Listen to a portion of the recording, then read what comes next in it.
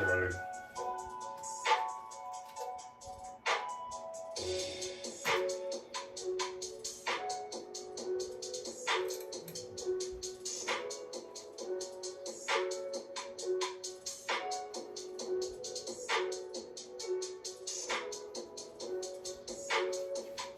In the lab, exactly.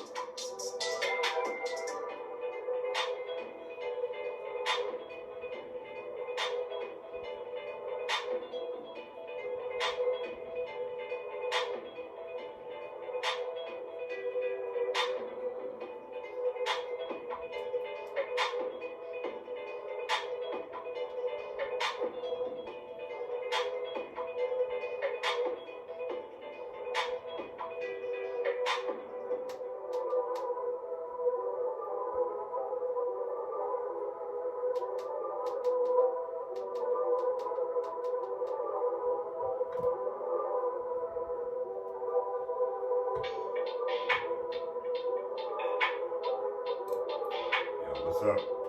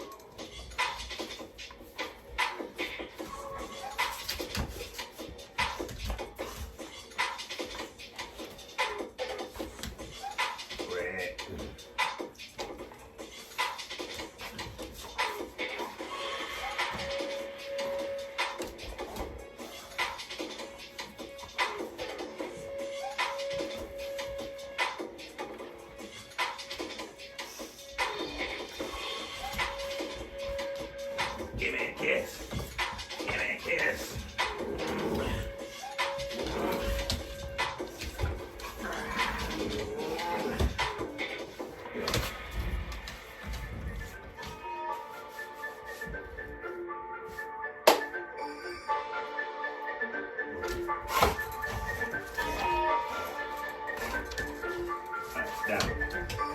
Alright, switch.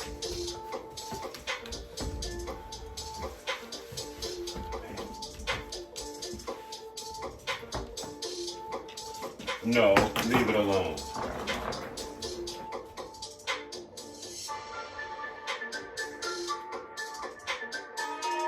Give it here.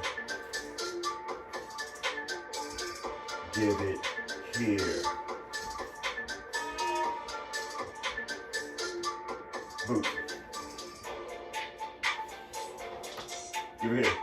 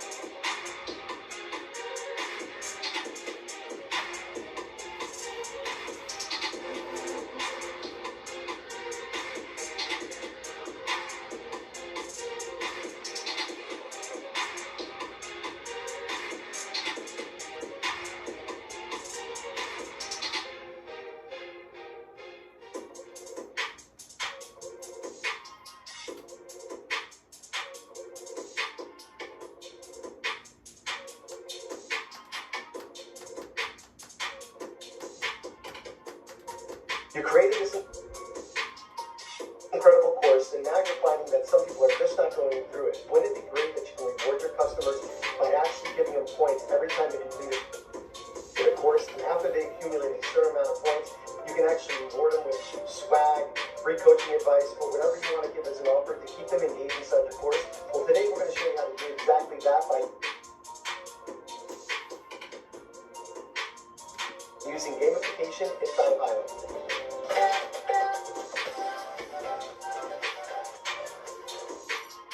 So let's get right to it. So today what we're going to do is we're going to create gamification inside of high level using the new math operations. And what we're going to do is we're going to reward people points for every time they complete a module or a category inside of the course. And after they accumulate a certain amount of points, what we're going to do then is we're going to alert the customer, the owner of the account, the course creator, that they have accumulated a certain amount of points. So then in turn they can reach out, or they can offer them a higher level service, or they can offer them a free swag, like a hat or a shirt or anything of that sort, or a free coaching session. So any of those things, but the course creator will come up with whatever they feel that the proper reward is. But this is what we're going to be doing today. So what we're going to do first is we're going to go over to the left-hand side, and the first thing that we're going to have to do is we're going to have to create a custom field that's going to be able to hold the math operation or the number that we're going to keep calculating over and over.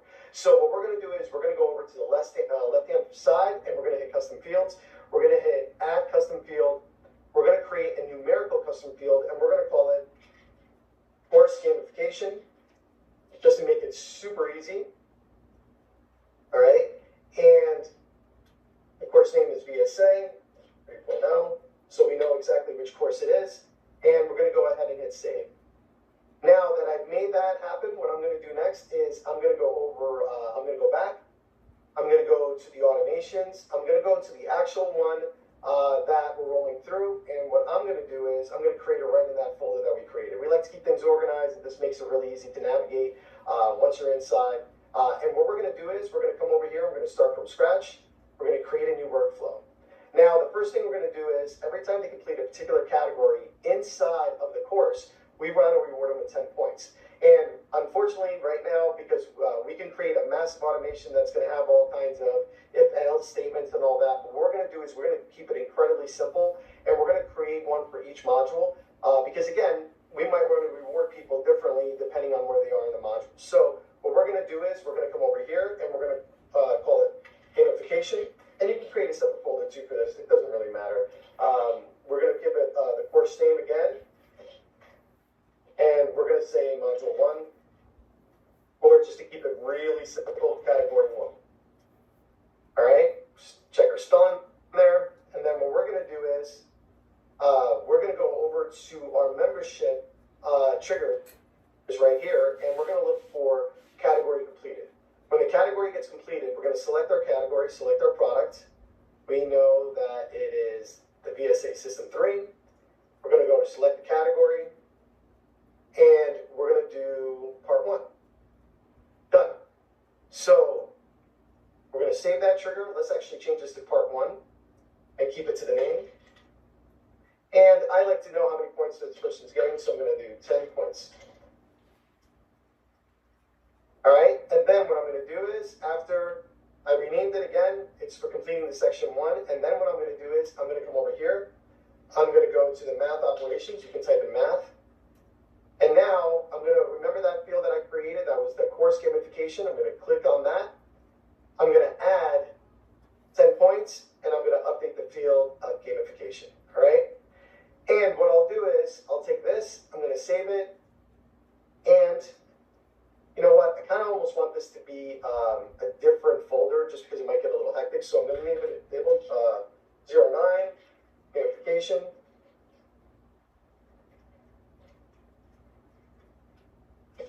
Okay, actually my spelling is horrific. And then I'm going to come over here, and I'm just going to again label the course. And I'm going to go ahead and hit save.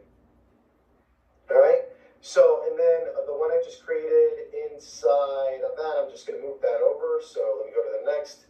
Let me move it over to that folder. Again, I just want to keep things incredibly organized. When working inside the system, I can tell you that the better things are named, the easier it is things to for things to find and the better it is for you to navigate. But now that I created this first one, this next one is going to be super simple. I'm just going to clone it. I'm going to enable it part 2. Get rid of the copy. Hit create. Come over here. Change this to be part 2. Save trigger. Again, we're just going to keep adding 10 points and 10 points. So the goal is, if there's like 10 modules, a total score of 100, and you can change the points to whatever you want, 50 points, 30 points, it doesn't really honestly matter. You could just make it as much as you want, and what we're going to do is we're just going to keep adding. I'm not going to bore you here with keep adding the whole entire gamification side, but the goal is to reward people regardless for every time. And in your intro video to your course, you actually want to state that. You want to say that, hey, we offer rewards for every time you complete a certain module of the course, and after you accumulate a certain amount of points, here are the different things that you can achieve and get. So for instance, at 50 points, you earn a free coaching session. At 100 points, you earn a badge. At 150 points, you earn whatever it is that it might be. Like even, you can go pretty exorbitant and crazy, and just to really ensure that people go through the engagement, all depending on what you want to do. But the goal is that when they hit a certain amount of points, that they know that they have to hit category completed inside of your course area, so then they can get awarded the points. Because if they don't, then they don't get awarded the points. But talk about like right at the beginning to really increase engagement. If you do this right at the beginning, they know that this is coming, and as long as you stay on top of it, and we're going to help you do that with some automations, you'll be able to reward these customers and just keep people super engaged in your course and really getting the value of all the things they need to do. So what we're going to do here is come back out of here. Another thing that you might want to do is, let's make believe that you want to complete certain actions. So for instance, with this particular course creator, it's creating a YouTube channel and creating your first 4 videos. Well, what we want to do is we want proof that they did it. So maybe during one of the course modules, you have a form at the bottom that they have to post the links to their 4 videos. And after they post the link for those 4 videos and complete that form, they get awarded 50 points. So, and you can embed that form that you create right inside of here, inside the course, for them to get those additional points. Okay, so a lot of great ideas you can leverage here, but this is a really simple way to do it. Now, I'm not going to bore you with going through all of them, but what I am going to do is show you what happens afterwards. So what I'm going to do is create a reward, right? Like, or a notification that I got to give somebody the reward. So I'm going to start from scratch again. And what this is going to be, I know there's about 10 modules, so we're going to say this is number 11. This is not a module, but it's number 11 in the steps. And gamification. I'll learn to spell one day, I swear. And what I'm going to do is I'm going to come over here, BSA. Again, you just want to keep the naming conventions pretty clear. And then what I'm going to do is reward tier 1, 50 points. And that's probably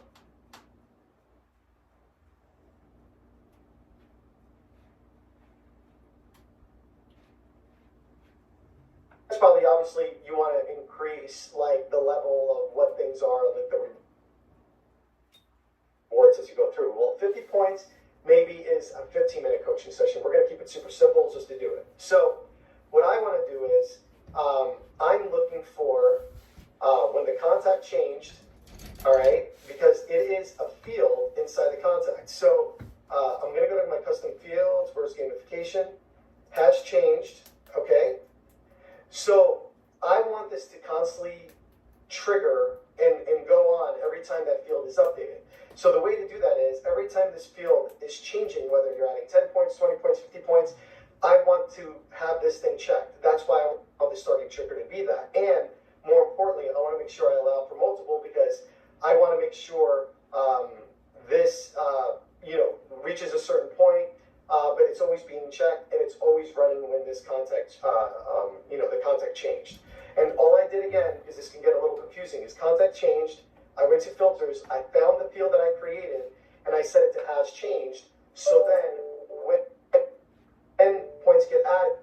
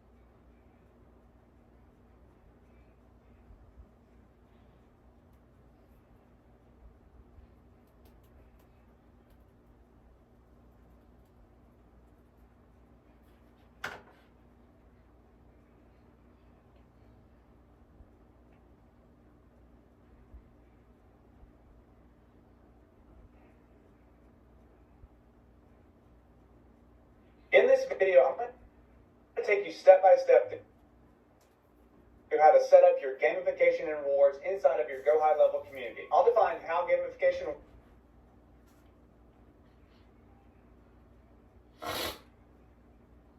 works, help you name and set up your gamification level,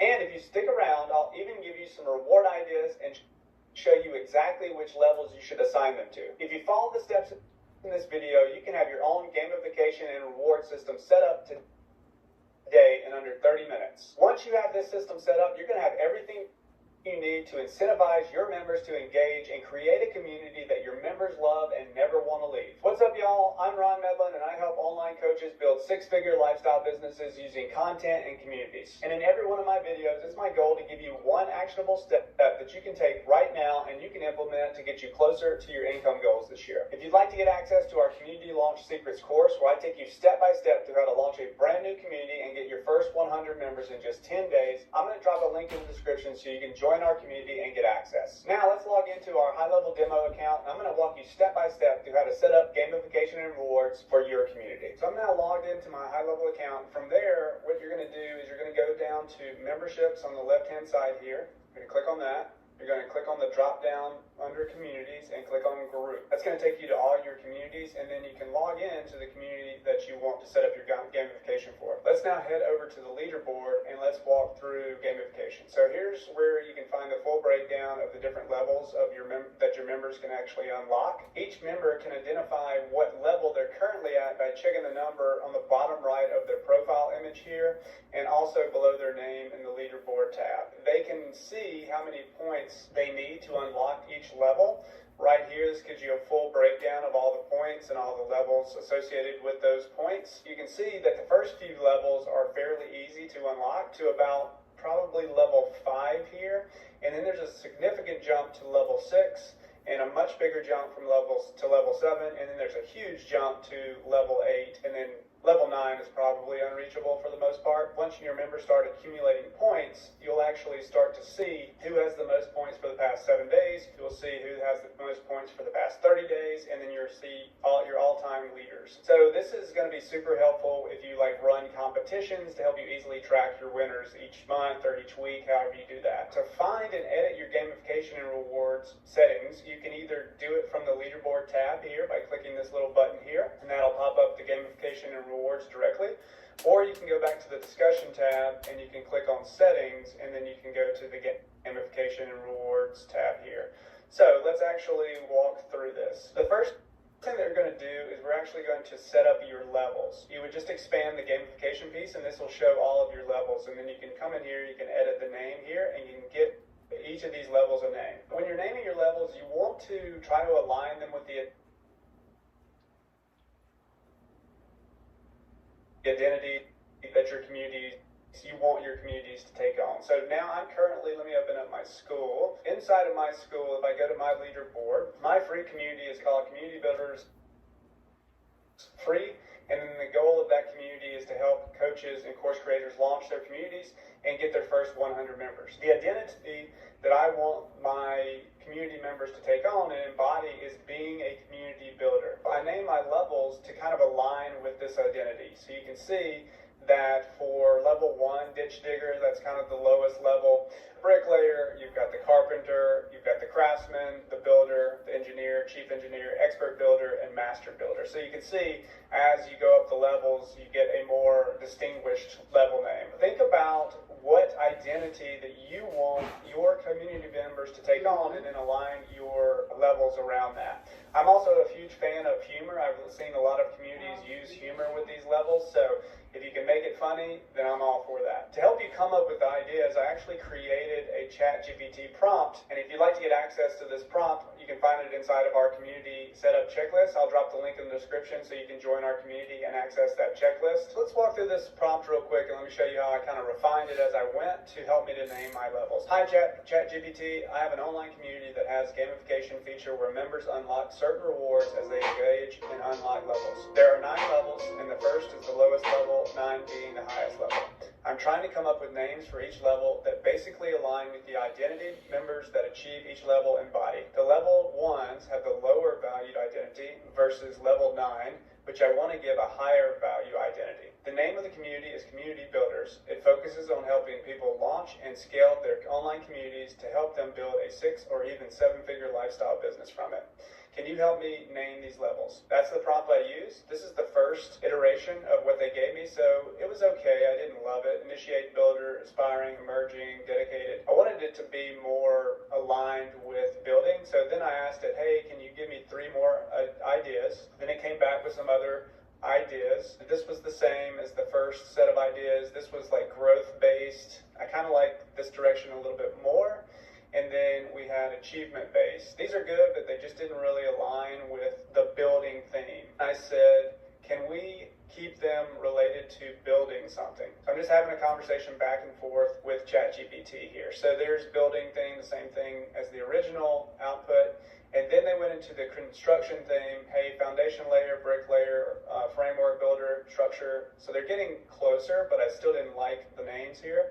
And then they went into craftsmanship theme. So this is definitely starting to get more towards what I like. So apprentice, journeyman, craftsman, builder, artisan, master craftsman, grand builder, chief engineer. I don't know if these actually mean anything, but I like the direction of this. So then I said, I like set 3, let's just focus on that one, and then rename 6 through 8. And then it gave me a last set, and then I just kind of made my own changes to this.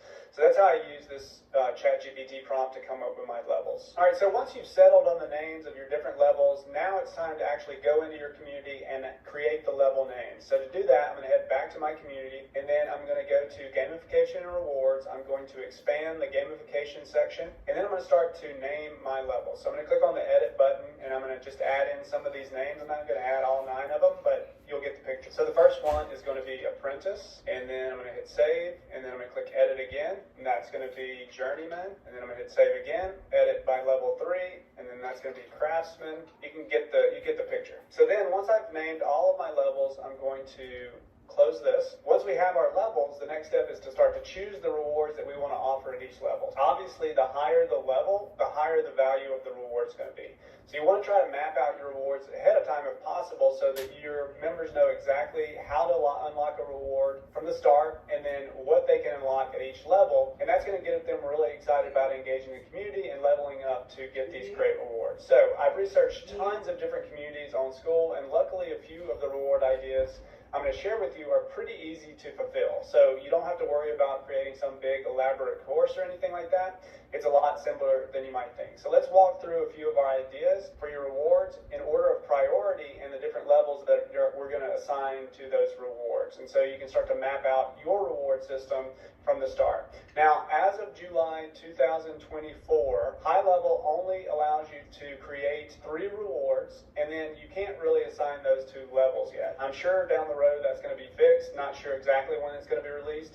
So it's a little bit clunky right now, but let's walk through all 9 levels and different rewards that you can think about. If you join our community, I'll drop them into the setup checklist. So first on the list for level 1 is group coaching calls. So group coaching calls are a great way to add value to your membership to help you retain your members longer also. But I suggest making your members work for this a little bit to gain access to these calls. We want them to prove that they're going to be invested in the program and also be engaged in them as a member in your community. So group coaching calls are a great reward for like a level 2 to make it really easy to unlock, but also make them work just a little bit, just enough to get access to those. So I'm going to come in here and create a reward. I'm going to click add reward, and then I'm going to do group coaching calls, and you can call these whatever you want. I'm just going to make this really simple. And then just so you know what we're doing, I'm going to do this as level 2, and then you'll give it a description. So make these really sexy. So to our exclusive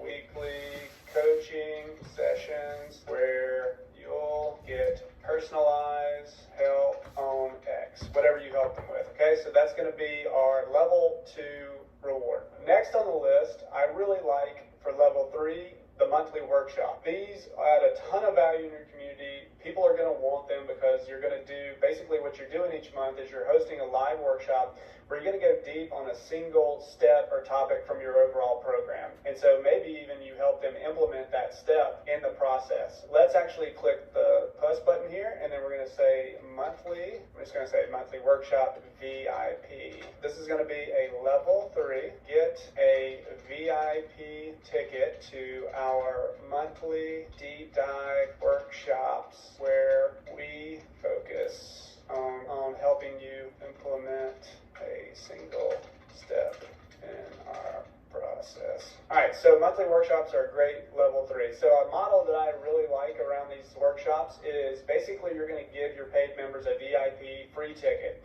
to these workshops, and then you're going to sell these workshops to non-members that are on your list or they follow you on social media. And these workshops are going to be around a specific topic and that people might be interested in. And that's going to help you to create customers so that you can easily convert those people into either your paid community or your high ticket program. So monthly workshops are a great level 3 reward. The next reward idea is going to be an additional course or course bundle. So these are another great level 3 or 4 reward. Now, I wouldn't hold anything back from your initial course material that you promised to get your members to buy. But if you have some additional courses laying around that really complement your core program well, then I would offer these as a reward that they can unlock once they reach level 4. So I'm going to click on the button here, and I'm going to do course bundle, and you can name it whatever it's going to be. You can maybe secret course bundles to make it a little bit more mysterious, or you can actually tell them exactly what it is, especially if it's something that they really are going to want. Get instant access to this special course bundle previously sold for $5K. And so this is going to be level 4. Like I said, as of now, those are you can only add 3 bundles in here or 3 rewards in here. And you can't assign them to any level. So it's a little clunky, but let's continue to go through some of the additional ideas that you could use for the different levels. So since we can't create any other rewards, I'm just going to delete all these, and then I'm going to continue to go through the additional reward. Next up on our list is exclusive merchandise. Now, I'm a little bit on the fence with this one. I know there's a lot of people out there that love this kind of stuff and get really excited about it. I will say that merchandise is a cool way to build your brand and also to help your members really start to embody that identity that you want them to take on. Done right, this can be a great level 5 reward. So let's actually click on add reward, and let's type in exclusive merchandise. And then this is going to be level 5. And we're going to say, get our exclusive shirts and hats only available to our most engaged members. Click save. Now, next on the list is VIP one-on-one coaching for more personalized help. Your time is valuable, so you want to position these one-on-one calls with you as exclusive VIP experiences. Remember, there's a fairly significant leap from level 5 to level 6. This reward at level 6 will incentivize and motivate people that are interested in getting more of your help to actually engage in the community so they can get that 60-minute call with you, that one-on-one and personalized VIP experience. So let's add that to our next level. So I'm going to say level 6 here, and then we're going to do a VIP one-on-one coaching call. Get a 60-minute one-on-one coaching call with Ron to get personalized help on offer creation, traffic, and monetization, let's say. VIP one-on-one coaching calls for level 6. Now, level 7 and above becomes a much more difficult level to achieve, so make these rewards highly valuable. One idea that I've seen multiple times in level 7 is the ability to actually come and spend a day with you or visit your headquarters, where you actually fly them out and spend an entire day with you, working with them. Obviously, if you don't have an office yet, and then maybe you don't want to do this, but I think it's a great level. It's going to take a lot of time for people to access that level, so it's a great reward. So let's actually do visit our headquarters. Spend an entire day with Ron and his team focused entirely on growing your business. So now we're at level 7. Again, we can't create more than 3, so let's delete these, and let's go for level 8 and level 9. So a good level 8, because level 8 is very difficult to get to, is free lifetime access to everything. You only give your most dedicated fans the ability to unlock the free lifetime access to your community and bonuses, or tools and resources that you've created or white labeled that you can easily give access to without costing you anything.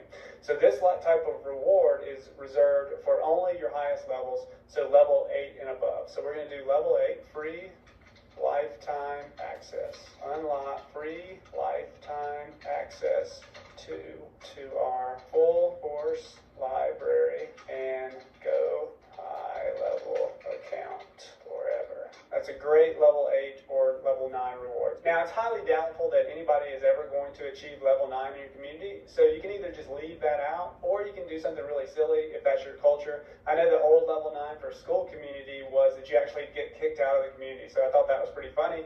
Or you can just make it something ridiculously, insanely valuable, but I wouldn't overthink level 9. Again, most people or probably nobody is ever going to achieve that. So now you have your gamification and rewards set up, and you're ready to incentivize your members to engage in your community. So what's next? Well, next is you actually have to make sure that they see this. So I did a previous video on community onboarding. I'll drop a link in the description, so be sure to watch that video. In it, I actually talk about creating a Start Here course in your classroom to share how your gamification works, show them the awesome rewards that they can unlock at each level, start to train your members on how to become a valuable part of the community and engage in the community. Now, if you want access to our Community Launch Secrets course, where I show you step-by-step how to launch a brand new community and get your first 100 members in just 10 days, then I'm going to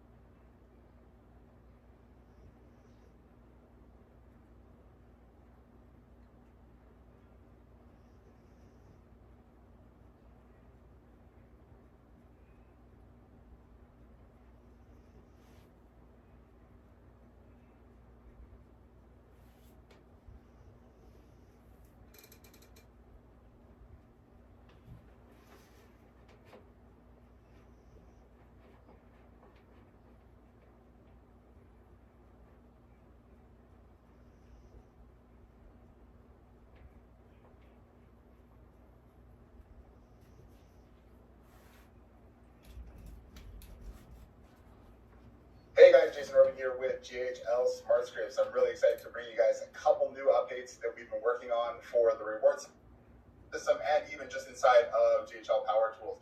Now, number one, what we have is a promotions and offers page. This is a cool thing that you can embed on any funnel that's going to allow you to show promotions and offers to any of your clients or your clients' clients. So you can have this sent out in email, text, messages, Facebook, whatever you want. This is a link to this promotions page, and inside here, you're going to be able to easily add, update, and edit any of these promotions that are on this page. There's no more going into funnels, having to create graphics, drop them into the thing, rearrange all the columns and everything like that, make it look nice. No, it's automatically going to be done for you. Let me show you how this works. So this is our promotions and offers page. Inside here, you can click on any of these promotions and offers, and that's going to bring you to the details of those, whatever item you selected, right? Let's go here. So it's going to load up. It's always a little bit slower when you're doing a video. So inside here, we have our image, we have our title, we have our subtitle, and we have our description here. We also have like coupons. You can enter your code here and redeem a coupon. If that's something that you want to do, gonna head back over here. We have a couple different options. We got events, we got coupons, and we have info right now inside here. The cool thing is you can take a coupon from inside of High Level, put it in here, and offer that as a coupon and bring a link directly to that product that you want to sell. Or you can do some cool stuff. You can even take a form from High Level and drop it into one of these sections, and then or into one of these offers or promotions, have somebody fill out a form if they want to claim the offer or item, whatever it is. So that's kind of how this shows up here. I'll just click on this one and show you an events one. Really simple. This is just a demo. This is upcoming. This is going to be inside of Power Tools for anybody who wants to use it. Add into your account. You can click here for any events. You can have the description of the event, title, subtitle, and then these things that people can add the events to their calendars. The cool thing is you can also add in these extra little links on the bottom that are going to either email me, phone me, go to a link on a website, pop up something. You can do that really, really simple through our system as well. So let me just show you the back end of how this all works. I'm just trying to rip through this really, really quickly so that we're not wasting a lot of time today. Here are different promotions that we have created. Now, the cool thing is this can be dropped in again into the back end using a custom menu link. We're going to click on Add New, create a new promotion. We can easily upload an image here. Let's go and grab this, contact this loyalty card, because that's a little bit something I'm going to show you in a minute. So I'm just going to go here. I'm going to call this a loyalty card. Just as an example, this is the subtitle. And you know what? I'm actually going to make this coupon here, and then we put the coupon code here, whatever it is. I'm just going to leave all the titles or capitals the way it is. This is the description. There. You can pick which dates that you want this to show to and from. You can also say that the promotion is always available. So if it's always visible, then it's always going to show. You can also create a trigger link for this. I'm not going to click it right now, but I'm going to show you something in a second. You can also click on these buttons up here, and it's going to add new sections to here. So we can go HTTPS, jhlpowertools.com, click here for GHL drawing. Then we're going to hit save. Okay, so if we hit save there, it's going to show us this one here. Come back over to here, hit refresh. And now it's not going to show us it up here because it's not a featured promotion, but it's going to show us in the top of the list.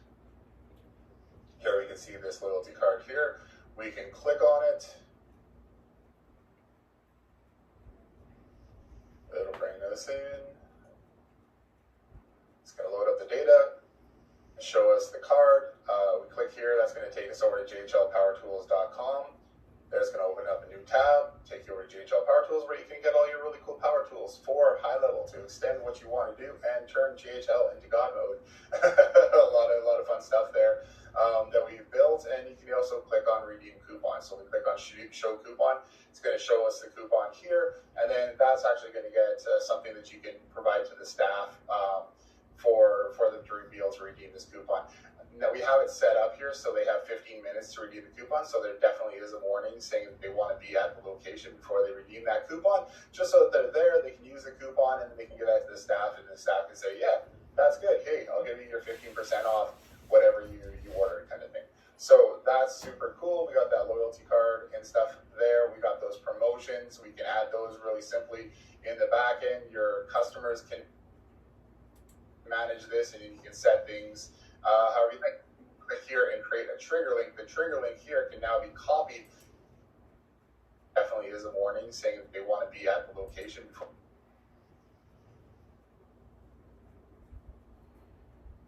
It'll bring this in. It's show us the card. We click here, that's going to take us over to jhlpowertools.com. There's going to open up a new tab, take you over to JHL Power Tools, where you can get all your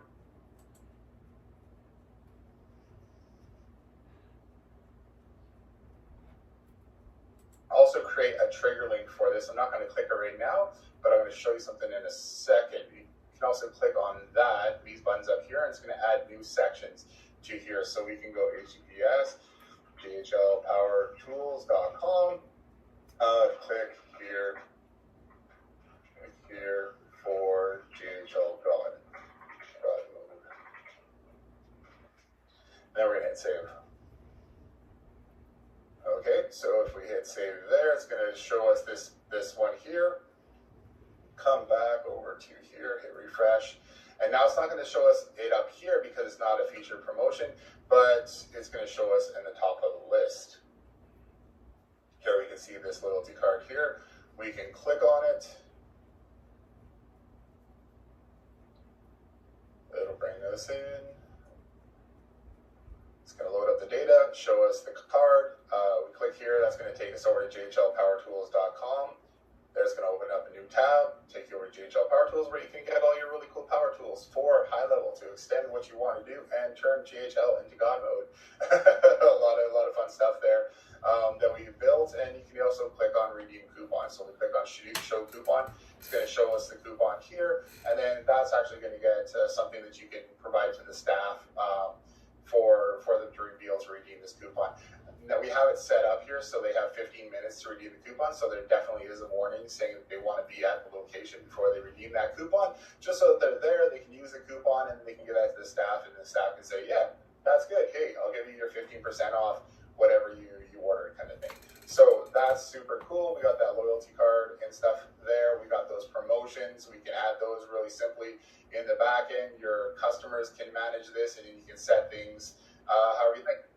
Here and create a trigger link. The trigger link here can now be copied and pasted into text, email, any kind of messages, anything that you want to send out into workflows, whatever, and then it'll send people directly to this loyalty card here, this loyalty card promotion. We also have inside of our snapshot for this is a trigger link that goes directly to the promotions page as well. And if we click on set featured here, that's going to set that as featured. I'm not going to do that right now, but that is how that all works. Now, the next thing I'm going to show you here is I'm going to bring this over to this new loyalty card. Loyalty card is going into rewards. It's also available in Power Tools as well. So the cool thing about this is that people can start generating, collecting loyalty points. Not just loyalty points, but loyalty stamps, right? For buy 10, get one free kind of thing. So we got this really cool loyalty card here that we can customize the look of it. We have these stamps that get dropped in, and then everybody gets this QR code, which if you scan this QR code, it's going to take you over to a page like this. And on this page, I'm going to do one thing just to show you something neat. Let's delete that, and let's delete that. We have this page password protected. So if you come here, if you scan that QR code, somebody can't just come here and enter in their own details. So you're going to have to put a password in here. So the admin password for the customer to be able to come here and add their stuff, they're not going to know what the password is. This gets set in custom values. We actually don't store the password on the page, so it's a little bit more secure. Sends it to the server, verifies the password, and then if the password is good, it's going to show us the content underneath. Now, there's always a possibility that they could unhide sections and go digging around. A little bit more hard on a phone than it is to do on a computer to do that, but that's why we also include this admin password down here. So if the password that gets put in is proper, it's going to add that down here as well. Now all the business has to do is select how many stamps they want to do, how much money the transaction was, and then they can hit submit. Now when they hit submit, it's going to update the contact, it's going to update their loyalty points here. So next time they load this up, it's going to show a different graphic. It's also password is good, it's going to show us the content underneath. Now, there's always a possibility that they could unhide sections and go digging around. A little bit more hard on a phone than it is to do on a computer to do that, but that's why we also include this admin password down here. So if the password that gets put in is proper, it's going to add that down here as well. Now, all the business has to do is select how many stamps they want to do, how much money the transaction was, and then they can hit submit. Now, when they hit submit, it's going to update the contact. It's going to update their loyalty points here. So next time they load this up, it's going to show a different graphic. It's also going to send out an SMS to the customer saying, hey, you got new loyalty points. Thanks for all the things, text, email, all that kind of stuff. So the whole point of this entire system is to get people coming in, get people coming back, getting to spend more money, and keeping your businesses on top of mind. All right, if you have any questions, shoot me a message. I'm actually going to be on the road here for a little bit this afternoon. It's 12:45 on Thursday, but shoot me some messages and I'll answer them as soon as I can. All right, talk to you guys soon. Bye, have a great day.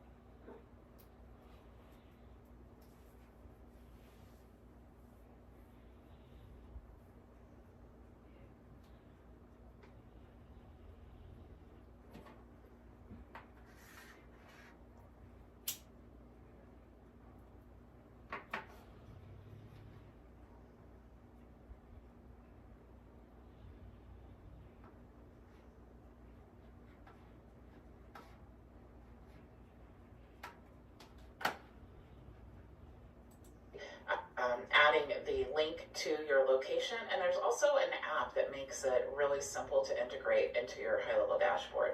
But you can see basically what the loyalty rewards look like. So from the customer perspective, what they're going to do is fill out a form. They can scan a QR code or grab the link to fill out the form to register. They're going to Excuse me.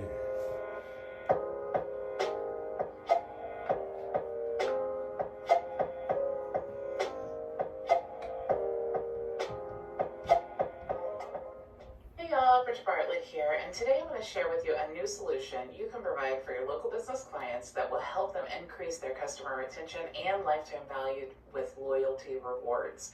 If you're a high-level agency owner, you can seamlessly integrate the software into your dashboard and stand out among your competition while also providing a great service to your clients that they will want to use for years to come. So let me show you how this software works, and if this looks like a solution that you've been waiting for, I have a great bonus I'm going to give you just for signing up. So this is what the software looks like inside of your high-level dashboard. It can be easily added just by adding the link to your location, and there's also an app that makes it really simple to integrate into your high-level dashboard. But you can see basically what the loyalty rewards look like. So from the customer perspective, what they're going to do is fill out a form. They can scan a QR code or grab the link to fill out the form to register. They're going to download the rewards card. It is a PWA. So they'll download it to their phone, and then they will be able to scan when they're making purchases, or you can even use geolocation tracking to send push notifications to them to let them know that you have a special offer going on if maybe they're in the area and you want to offer them a free cup of coffee or whatever it is that you are selling. Now you can see if we scroll through here, there are over 100 templates that you can use for different businesses that are already set up for you. It's really simple. You could completely set up a business and a campaign within a matter of minutes, okay?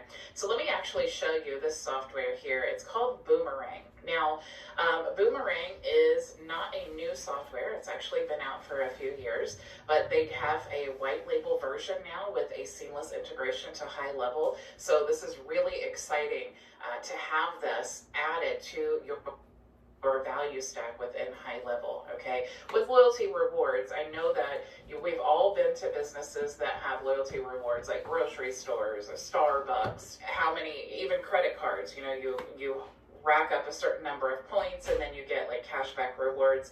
That is what this software does, okay? So it even says here, get 2x increase in return rates and a 30% increase in revenue with digital reward cards. There's a reason that these big businesses use this type of a system. So there are 10 different cards that you can use. So you have the stamp card, for example, like buy 10, get the 11th as a gift. You have the cashback option, so give and redeem customers points for purchases. You have the subscription option so that you can sell services in bulk to your customers. You have the discount option, so classic discount system with several earning levels.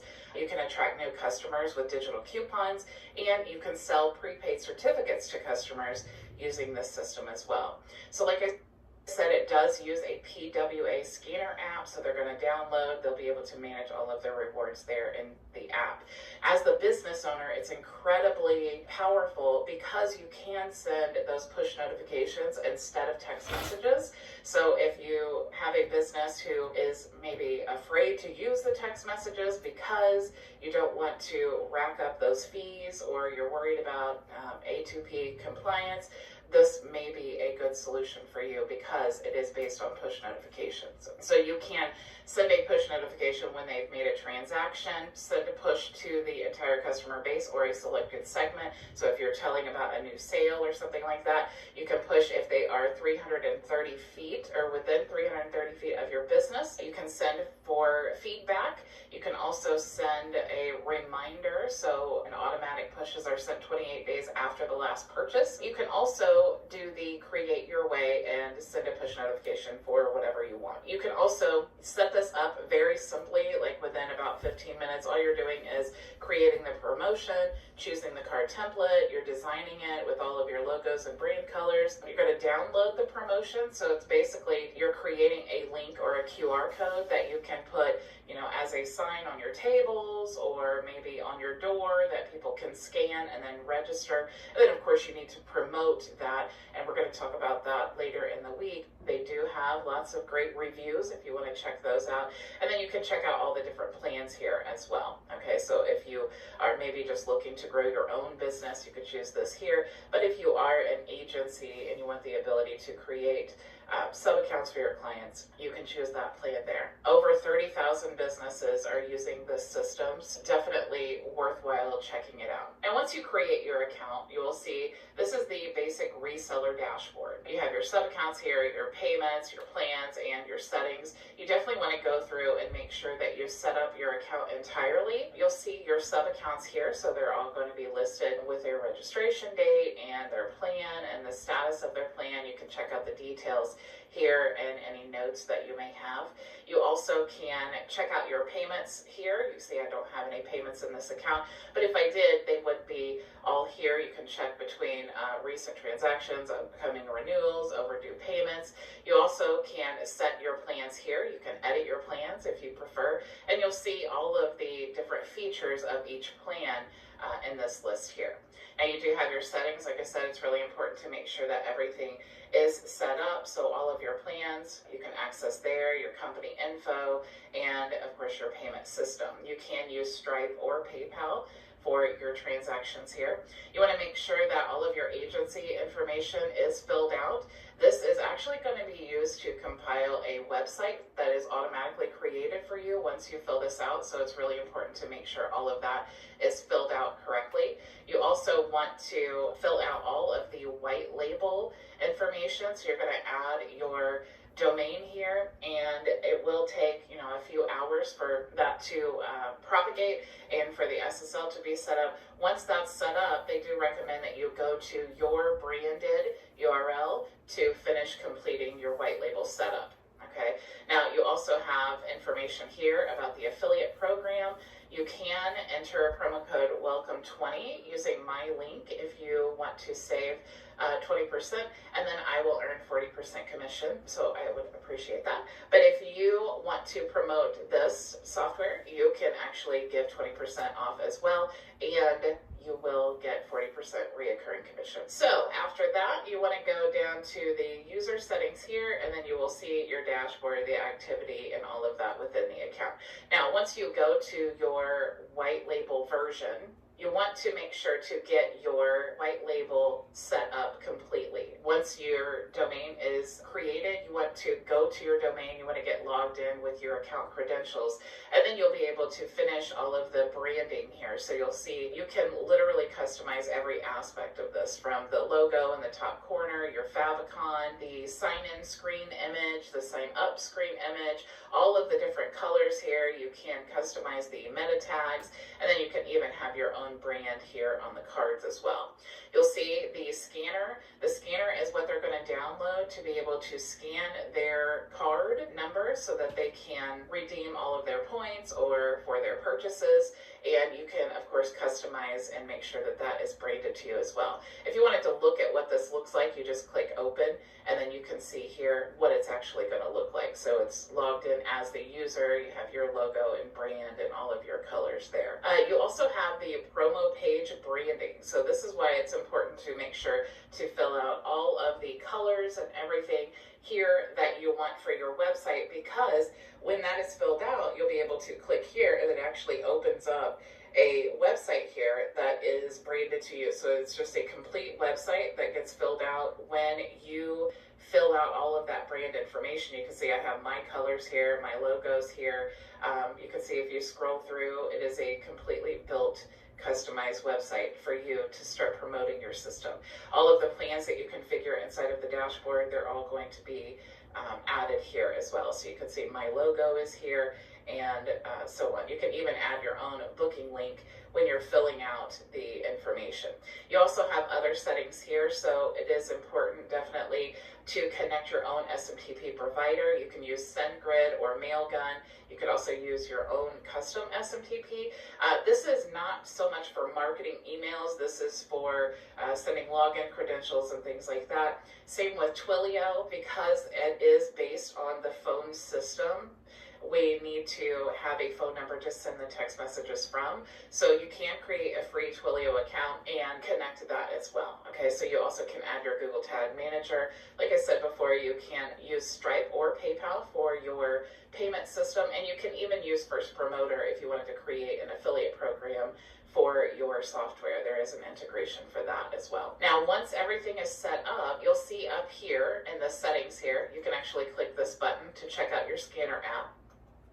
You can click here to check out the knowledge base. Now, when you fill out, this is actually my knowledge base. So when you fill out the information, it will ask if you want to use your help doc, and then you can actually put your own help doc there. So in my branded agency, when my clients click this button, they're going to my help doc. Now, you also can use this in any of these different languages. I think there are over 30 languages that you can choose from here, and you can actually go here to customize your profile. You can create a card. You can check out your statistics, settings, and of course the scanner app here. So if we wanted to create a card, we could click here, and you'll see when you choose to create a card, you have all of the different options here. So we have a stamp option, reward, membership, discount, cashback, coupon, multi-pass, or certificate. Let's go ahead and just create a stamp card just for this example. So we'll click continue, and we can choose the language we want our card to be in. We also can choose the expiration. We can add any locations, and you'll see I talked about this here. We can add your location, but since we have it, I'll go ahead and click here to add location. We can choose the location name, so we'll just say biz. And we can choose an address here, so let's type in my business address. And we could send a push notification, and this is what's going to be sent when they get within 330 feet of our location. So I'm going to add a message here. Hello, stop by for a free cup of coffee. Okay, now that's super generic, but you get the point here. Okay, so I'm gonna go ahead and click add, and now you see that I've added one location, okay, and I've called it biz. Here, we're going to choose the fields that we want to collect on our card when they fill out the registration form. It is recommended that you use phone number. That is an identifier that is used because it is based on a phone system. You can actually create UTM parameters. So if I wanted to run a Google ad, I could actually just type in Google.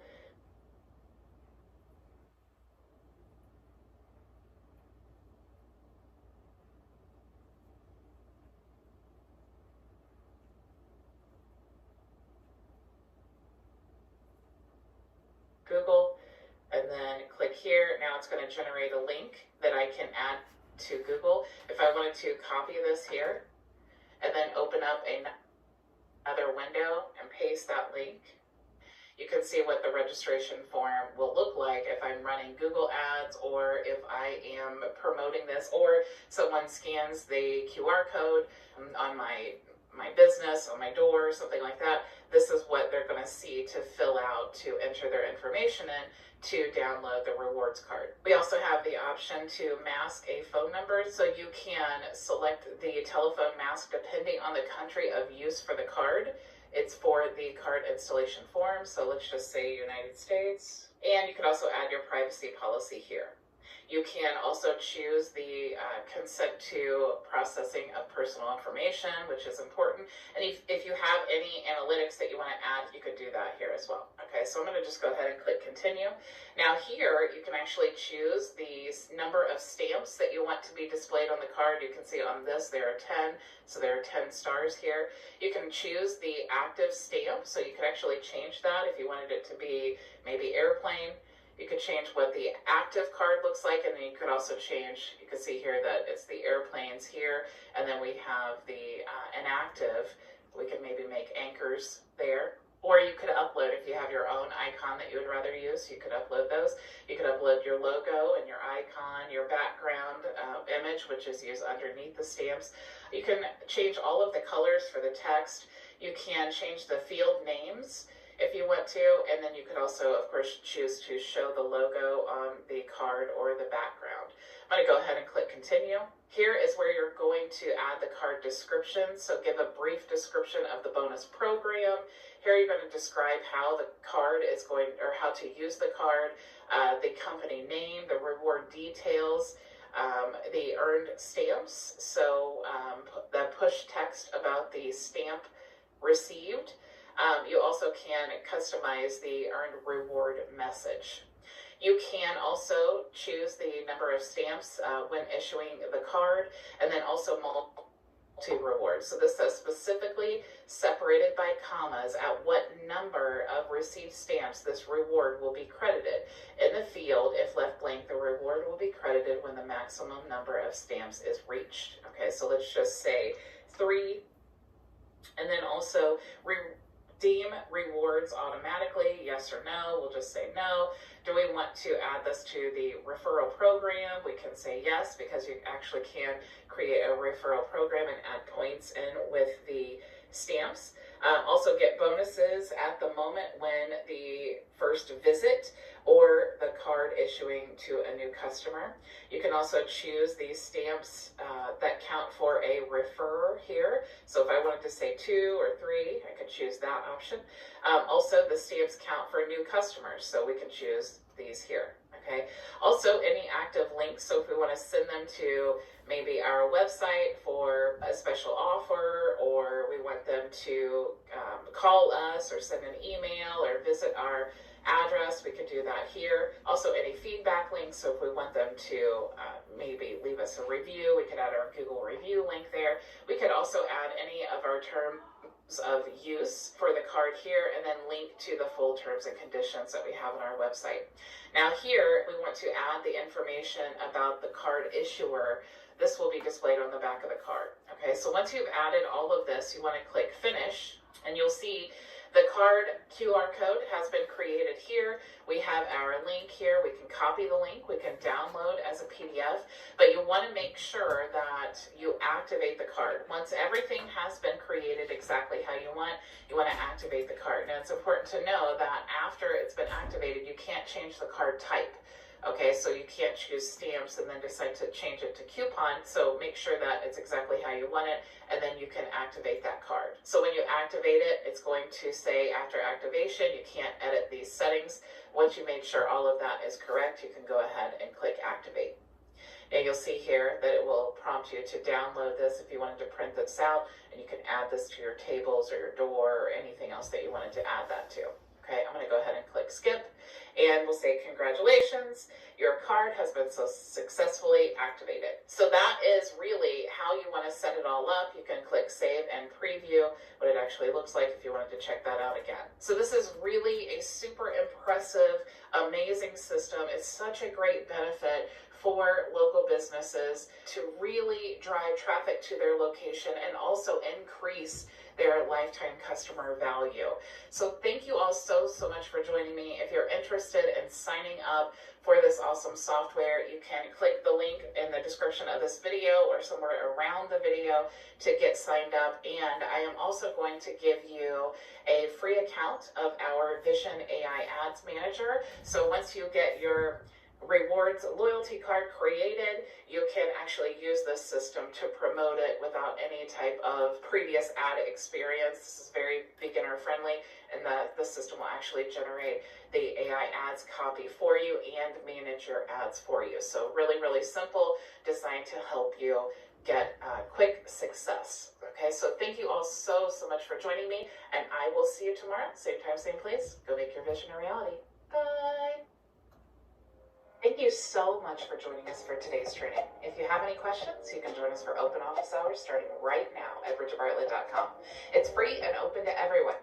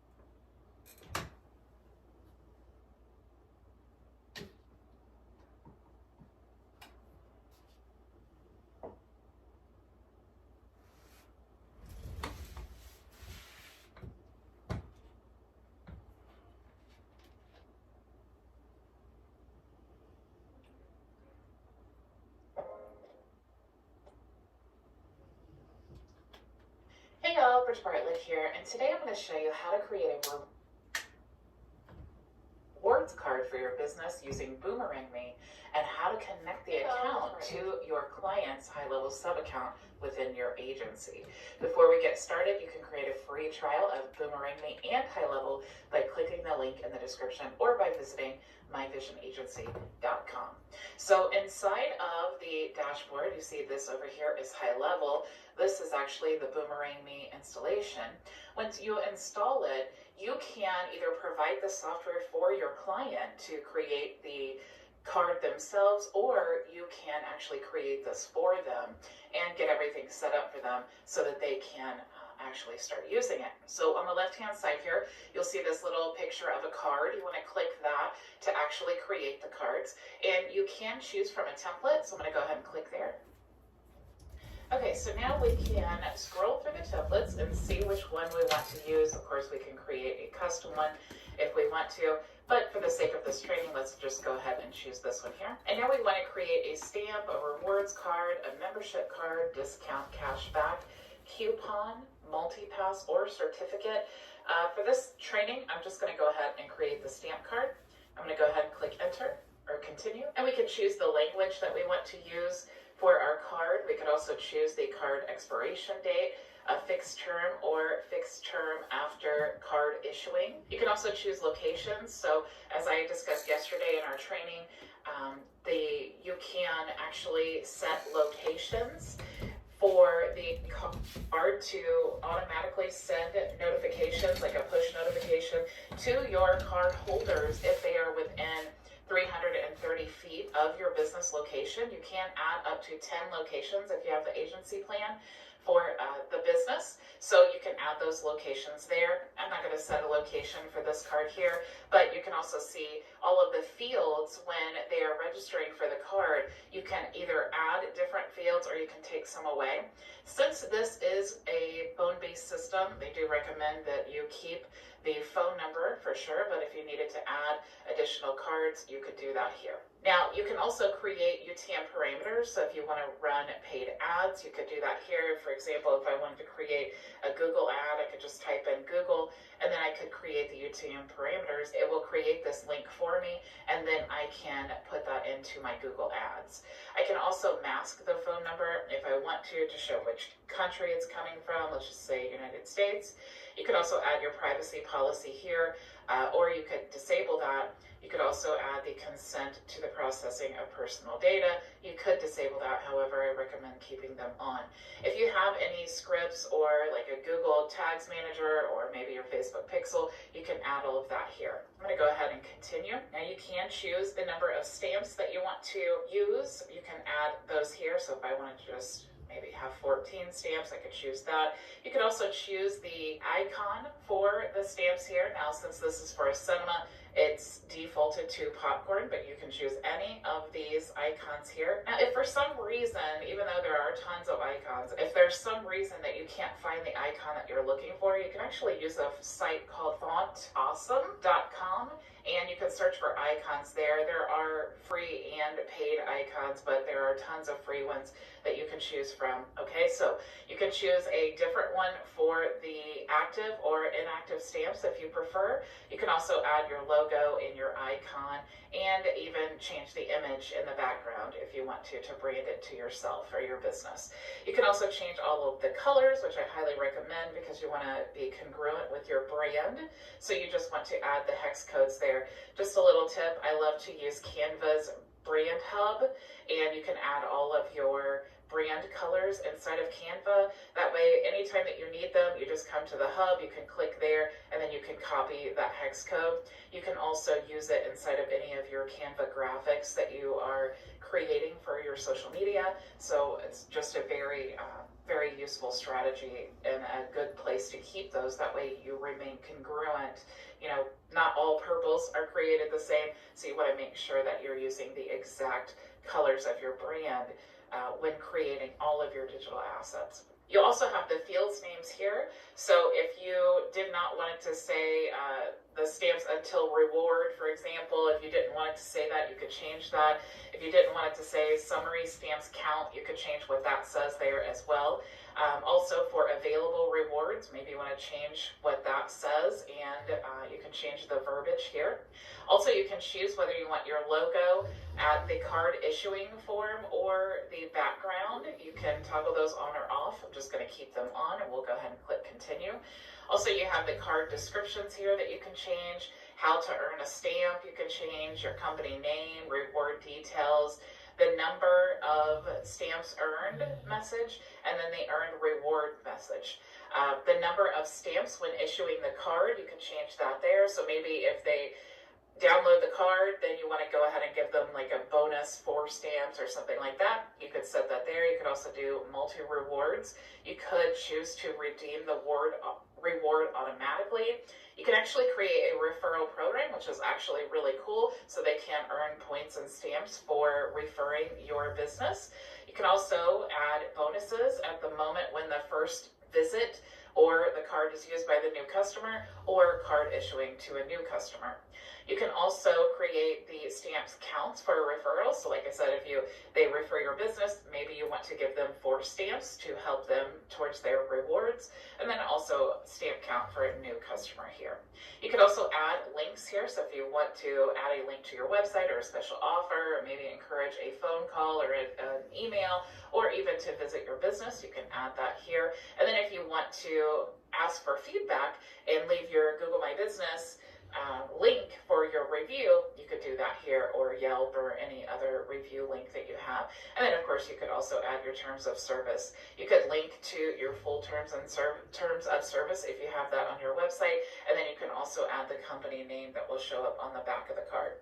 Once this is complete, you want to click finish. And then you'll see here you have a QR code. The QR code is great to print out, and you can put this on your location doors. You could put this on your YouTube videos. You could put this on the tables of your restaurant or your client's restaurant. You could also copy the link here. You want to make sure first that you activate the card, okay? Now, it's really important when you are activating to know that you cannot edit these things once the card has been activated. So if you're sure this is exactly how you want it, go ahead and activate, and then your card will be activated and ready to start using. I'm going to go ahead and click skip here and then continue. And I am going to grab the link. I'm going to click save and preview, and I'm going to grab the link to this card here. Now what I want to do is we need to now figure out, if I open up an incognito window, you'll see here, this is what the card actually looks like. So I grab that link, and now you'll see the registration form here. So this is what everyone is going to see. It's very similar to a leads form on Facebook or a leads form on Google. It's just a basic form that we want to capture their information. Okay, so once this is filled out, they will get their rewards card. Before we do that, we need to figure out how we can send this data to our high-level account. Okay, so what we want to do is click the settings and go to webhooks, and here you can add a webhook. So I'm going to go ahead and click here, and what I want to do is I want to send a notification when a new card is installed. So when a customer has filled out the form and has the card installed, what I want to do is now notify my high-level account of this card member and their information. Now before I can do that, there's actually 2 different strategies or methods that you can use to connect this. One of them, I'm going to show you how to do this internally within High Level, and then the other option, I'm going to show you how to use Pabbly Connect, because this would be the same process if you maybe are not even using High Level, but you want to use Boomeranging, and then you can actually send that data anywhere that you wanted it to go. Okay, so before we do this part, let's go ahead and go into the Automations tab, and we're going to create a new workflow. I'm going to just go ahead and start from scratch. Let's call this Boom New Customer. And my first step is going to be an inbound webhook. So you see here that as soon as I select that, I get a webhook here. So now what I want to do is I want to take this back into the settings. I'm going to go to Add Webhook.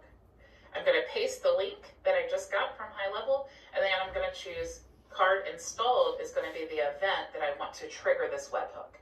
So I'm going to go ahead and click Add Webhook, and now that webhook has been installed. I want to go ahead and show you the other way that we can do this using Pabbly, and then we're going to run one test, and and then it's going to pull in the information to Padly and also to this webhook. Now you don't need to do both. I am just doing both in this way because I only want to run one test and then have that data be used in both places. Okay, so again, you don't need both.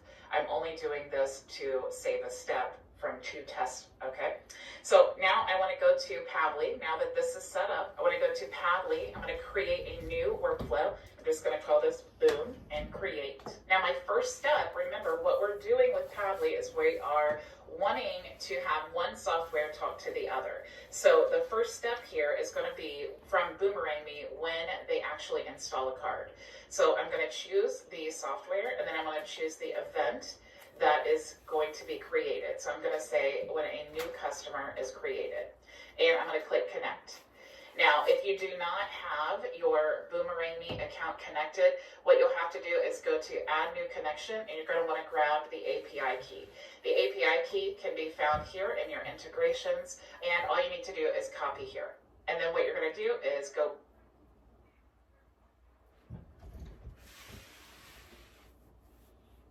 back to Boomerang Me, and you're going to paste that into the API, and that's what's going to connect your Boomerang Me account to Padly. Now I already have this connected, so I'm just going to go ahead and choose my existing connection and save. Now what I need to do is I need to save and send a test, okay? So now this is where we're at with both Padly and with our high-level account, okay? So now we need to run a test, and what's cool is that test is actually going to work for both the Padly workflow and for our high-level workflow. In our incognito window, let's go ahead and fill out the card here. So we're going to say Sandy Doe is the name, and we're going to go ahead and add a phone number. Let's just say 888-567-8910, and we'll add a date of birth. Let's say 3/13/1979, and we did have some text fields there. We're just going to leave this blank, so let's just say test and test. Let's say test 1, so we can keep that straight, and we'll say test 2, and then install on the home screen. So this is what our customer would do if they got access to our card. So you can see it looks really nice here. They can scan this every time they make a purchase and then earn stamps towards their rewards, okay? You'll also see that it says valid until with an infinity because we did not choose an expiration date. So now we've run our tests. When we go back into our workflow here, what we need to do is click here to check for new requests. You'll see now that we've run our test, we actually have some data that we can choose from. And you'll see here is all of the data that it pulled in from that webhook. I'm going to go ahead and save trigger. And you can see automatically it creates a step here to create or update a contact. So now what we need to do is map out the fields so that we can tell the system what information is for what, okay? So I'm going to go ahead and click here to add field, and I'm going to choose my first name here. So now if I click in the box, you'll see nothing comes up, so I can use actually the custom values. I'm going to click here, and you'll see I can use any of this information that I have pulled in from the webhook. So I'm going to choose contact now and choose first name. So anything that it pulls in the webhook with the contact first name is now going to be entered into the system as first name. I also maybe want the last name, so I'm going to go ahead and choose last name, but make sure that you have last name on the form. So I'm going to go ahead and choose contact, last name. I'm also going to choose contact phone number. So let's scroll down here, and you'll see phone. So now we definitely want to capture that phone number. And we may have some other information that we want to capture, like maybe even the card that they used. There's lots of options and different combinations of things that you can choose from. But let's go ahead and just choose, let's choose contact source. And then we could actually map out here if we wanted to from the event so that whatever webhook calls the event, it will actually update in the contact source. This is just something that you may want to choose, you may not. It's totally up to you. I'm going to go ahead and save the action now. You probably do want to create a tag. So I'm going to go ahead and choose tag now, and let's just create a tag that says rewards card.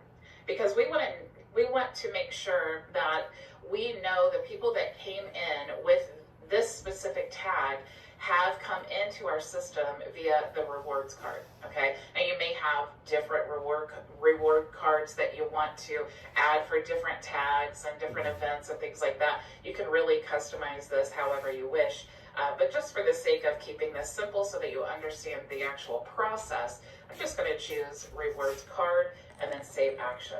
Now, of course, from here, you could also send an email, you could send a text message, you could send, any of these automations. Maybe you want to give them access to a membership area, or you want to add them to a manual call list, or maybe you want to add them to a different workflow. There's lots of things that you can do, but this is the basic process here. So now what's going to happen is anytime a new card has been downloaded, it's going to trigger this workflow, it's going to create or update a contact, and then it's going to add that tag to their profile within our agency. Okay, so I'm going to go ahead and save this here, and we'll go ahead and publish it. All right, now that is how you want to set it up if you want to use the internal webhook within high level. Okay, that's definitely the easiest one. But if you prefer to use Pabbly, what you want to do, and you'll see here that since we did that test, it pulled in all of the data here for our Sandy Doe customer. And now we can send this to Lead Connector, which is what high level apps are called inside of Zapier, or even the mobile app or the phone system. Anything that's kind of gray label with high level, they call it Lead Connector, so that you as the high level agency owner, your clients can use the Lead Connector app, and it's not branded to high level specifically. Okay, so let's go ahead and look for Lead Connector. We can choose this option. The version 2, you could create the agency location, you could create a task, create a business, add notes, and all of that. What we would just want to do is create or update a contact. So go ahead and click connect, and then make sure you have the correct account connected. You can see this is my sub account. I also have another one for my agency. So there are different options. So make sure that you are choosing the correct one. If you're updating a contact, you definitely want to be inside of the sub account location. Okay, so I'm going to click save now. And from here, I can use any of that data that we pulled in basically the same way. Okay, so I'm just going to map out the first name. So I'm going to scroll down till I see first name. I'm going to map out the last name. So I'm just going to scroll down till I see last name. I can add the email address. So let's see, where is the email? Maybe I didn't have email address on that form because it didn't pull it in. Yeah, so I think that was form. Maybe I didn't fill that out on that form. Let's go ahead and choose the phone number. This is what we'll use to map this person. So yeah, if you want the email, make sure that that is on the form and required. Okay, so we're just going to choose email or phone number here. And then, of course, you could choose any of these other options. Now here, you may want to add the tag. You could also add the tag inside of the workflow if you want to. But if you did want to add it here, then what you would need to do is add the parentheses here, or the quotation marks, and then you would want to add your tag, reward cards. Make sure it is the exact tag that you want to use. So now, what this does is anytime this contact gets sent into our high-level account, they're automatically going to get tagged with reward cards, and you can actually trigger your workflow according to that tag there, okay? So once this is all set up and correct exactly how you want it, you want to save and send a test request. Now, I'm not going to do that in this account, but it would tell you if it was successful or not.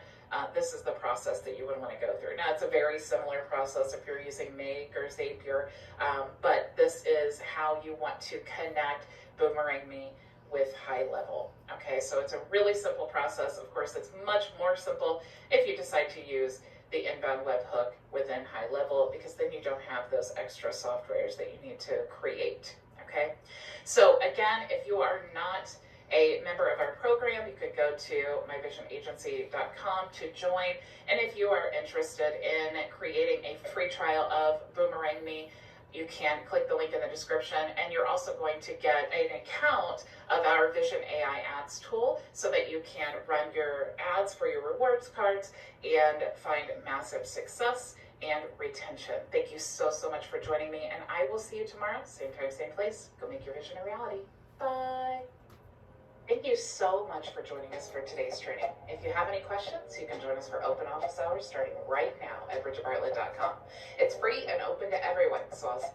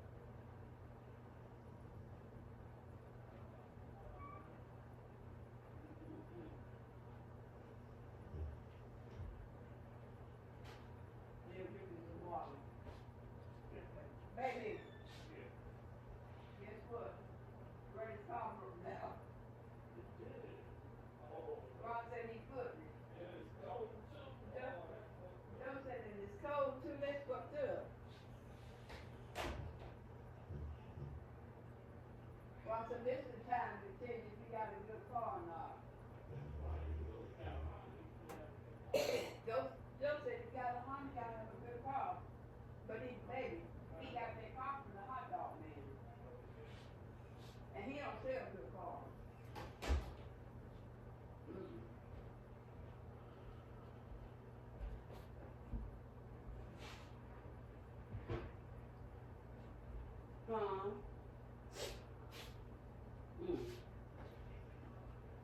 Hey, did you know there is a workflow AI assistant inside of automation? All you gotta do is click on this little purple button, then select your prompt. Either you would like the workflow AI to help you describe this current workflow or assist you with building a new one. We have a current workflow set up, so let's choose describe this workflow. And here you go, you have a detailed description on what the current workflow is all about. You can also download the chat by clicking the download button, or simply close the chat and start a new prompt. Workflow AI can also help you build an entire workflow from scratch within seconds. Go and check it out right now.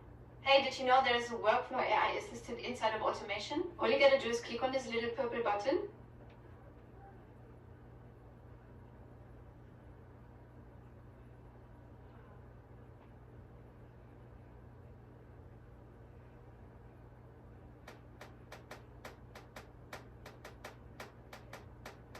I fill out about 4 notebooks a year. I journal most days using the bullet journal method. This helps me declutter my mind and focus, which is particularly helpful for someone like me with ADHD. Every time I finish a notebook, the last thing I do is what I call a chapter ritual. At the end of my notebook, I find 2 blank pages or a spread. I write down the date range that the notebook spans. Then I divide the spread into 4 cells: working, not working, more of, less of. The left page, working versus not working, is about process. These are the things I try or am doing that either did or did not work. The right page, more of versus less of, is about purpose. These are the things that either increased or decreased my overall well-being during this time. I go through an entire notebook and make notes in the proper area as I go. Then I use these as cliff notes to write about this last chapter of my life as a whole, so I can then get clear on what I want to bring into the next chapter of my life. I fill out about 4 notebooks a year. I journal most days using the bullet journal method. This helps me declutter my mind and focus, which is particularly helpful for someone like me with ADHD. Every time I finish a notebook, the last thing I do is what I call a chapter ritual. At the end of my notebook, I find 2 blank pages or a spread. I write down the date range that the notebook spans. Then I divide the spread into 4 cells: working, not working, more of, less of. The left page. I never.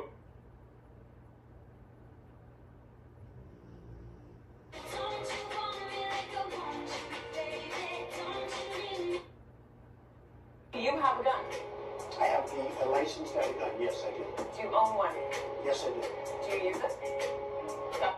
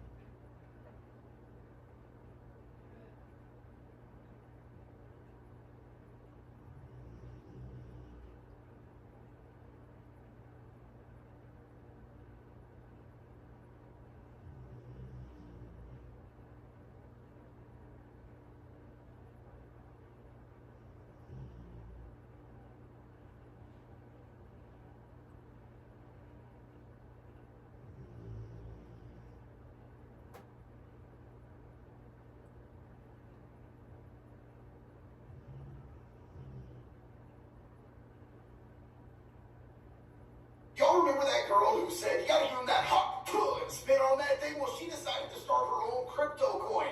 And people actually spent their money on this. Like, one dude invested $1.4 million into the hot Tua coin.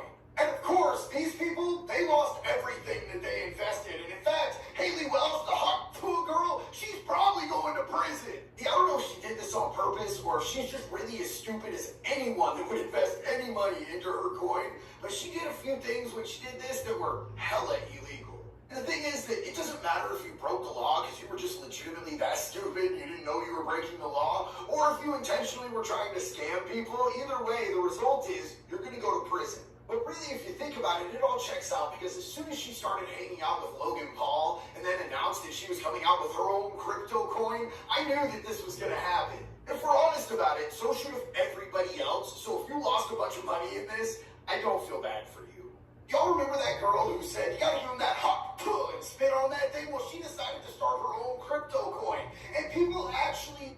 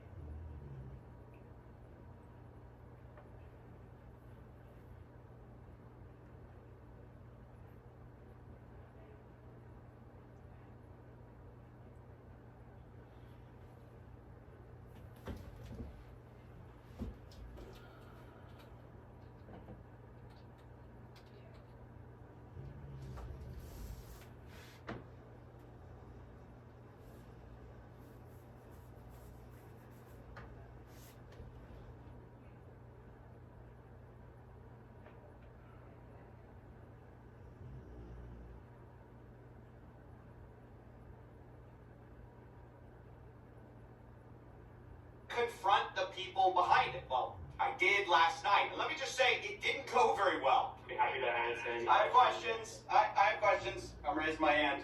Hey, guys. Let's copy Zilla. Hey, this is one of the most miserable, horrible launches I've ever seen in my life. Okay, then why the fuck are you on? Profiting from the rug pull, I think it's relevant. We didn't pull a rug. I don't know what you're trying to say. It's not true. That's defamation. Nah, do the math. Do the math. You're saying that we pulled the rug. There was no rug pull. 3%.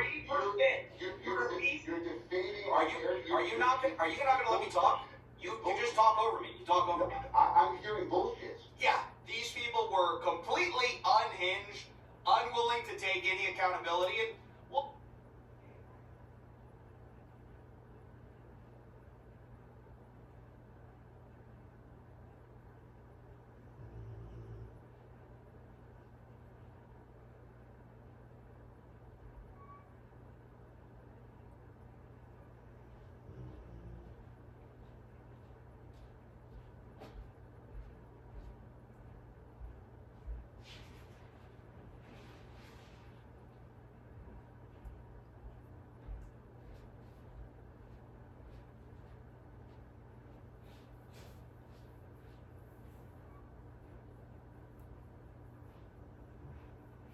And we'll talk more to them in a second, but I want to break down the hawk to a scam. I think people are confused with this kind of stuff. I want to start with the big tweet that kind of set it all off.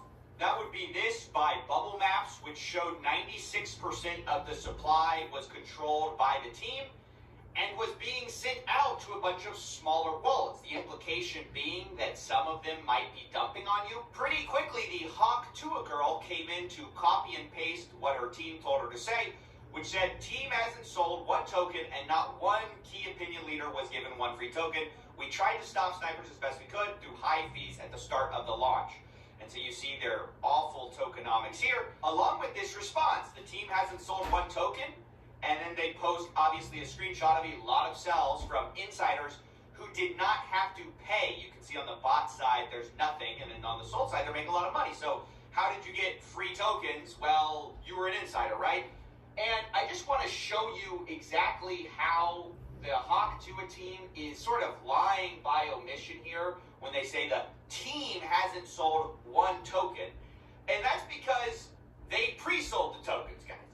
They sold them to a bunch of investors with a pre-sale, and then those people were unlocked immediately upon launch.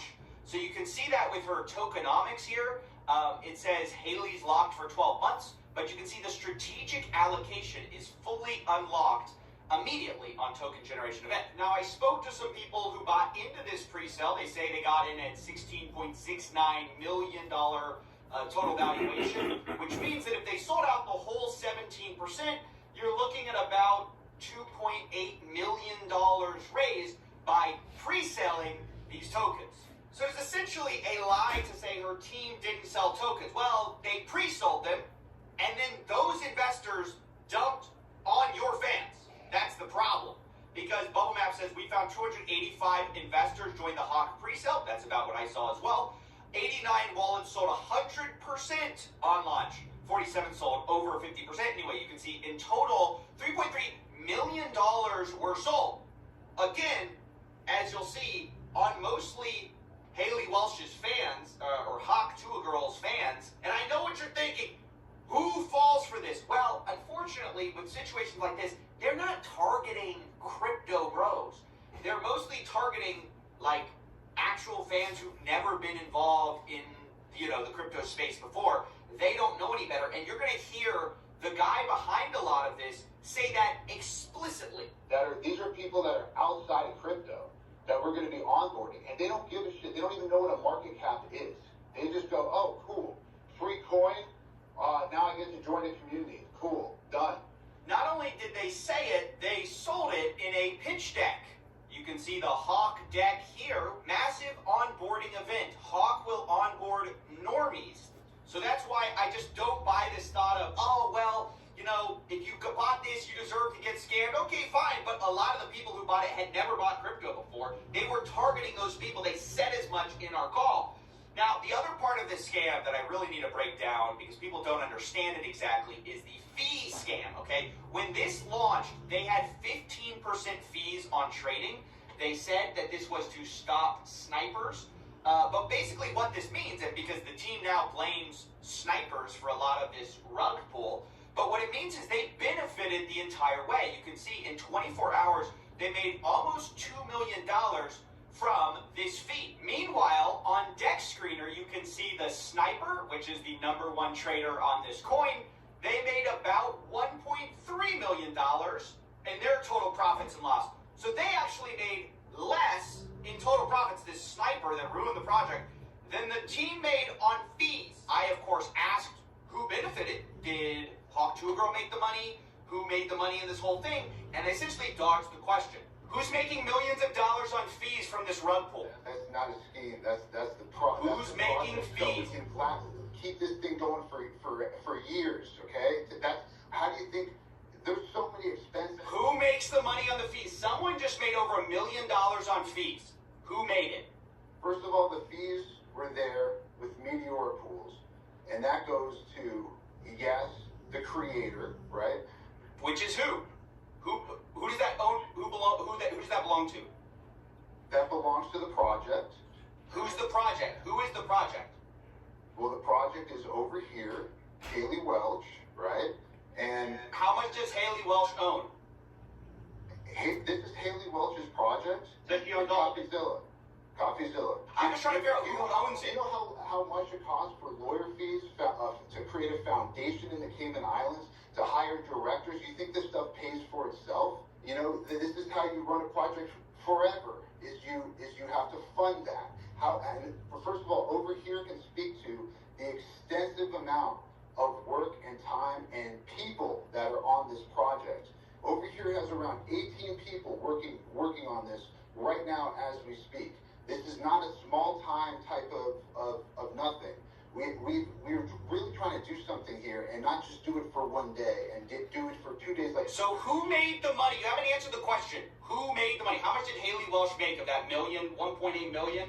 It's a foundation that is running this project. How much does she own of it? It's a foundation. She owns zero of the foundation. So y'all made the money? No, I don't own the foundation either. A foundation. Brother, who profited? Over $1 million was just made. A foundation that pays people out. And by the way, CoffeeZilla, I'm not asking you, questions that are irrelevant to the most important stuff that you said. Who cares where fees go? It goes to bills. You heard him right. Who cares where millions of dollars went? Supposedly they have 18 people working on the Hawk to a meme token. So I don't know if that's true, but that's at least what they're claiming. Now, the last thing I need to say before we jump into this context that you need is that there are 4 groups to look out for here. 1, you have Hawk2Girl, who is promoting this thing. 2, you have this guy, Doc Hollywood, who is like Howie Mandel's son-in-law or something like that. He's this guy who has some connections in Hollywood, and he seems to be the guy connecting Hawk2Girl with crypto, and he said he was teaching her a meme coin class, okay? And he goes unhinged on her call. 3, you have the guys running the crypto token, and 4, you have the insiders who paid money to get early access to this coin and then are rug pulling a lot of Haley Welch's fans. What you want to make of that, who you exactly want to assign blame to, is up to you. A lot of people are saying, oh, she didn't know any better. She's getting taken advantage of. Maybe, or maybe she's making a ton of money, talking about Hawk2Girl. So, with that said, I just want to show you the call last night. That is what I knew going into this call, and you'll see my questions target some of these different aspects of what I believe to be a scam in this call. And the last thing I have to say is that when they did do this call, they monologued for 12 to 15 minutes before they let anyone up. So I was extremely frustrated by the time I got up. I think you'll hear a little bit of that in my voice. Not only that, this Doc Hollywood guy called people mentally ill.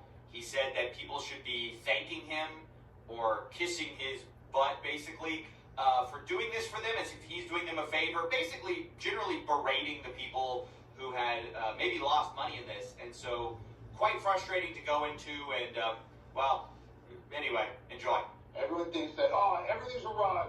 Everything's a rug. Everyone's here to f*** you.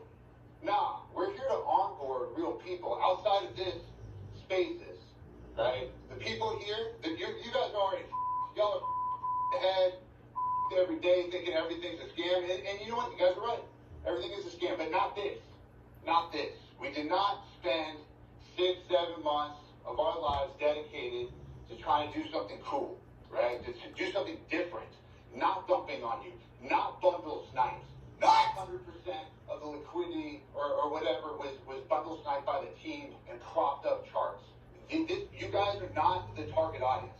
Sorry to say, right? This is not the target audience. Who's he talking to? The target audience, which is why I'm even doing this, which is what's cool about it, is it's not in this spaces.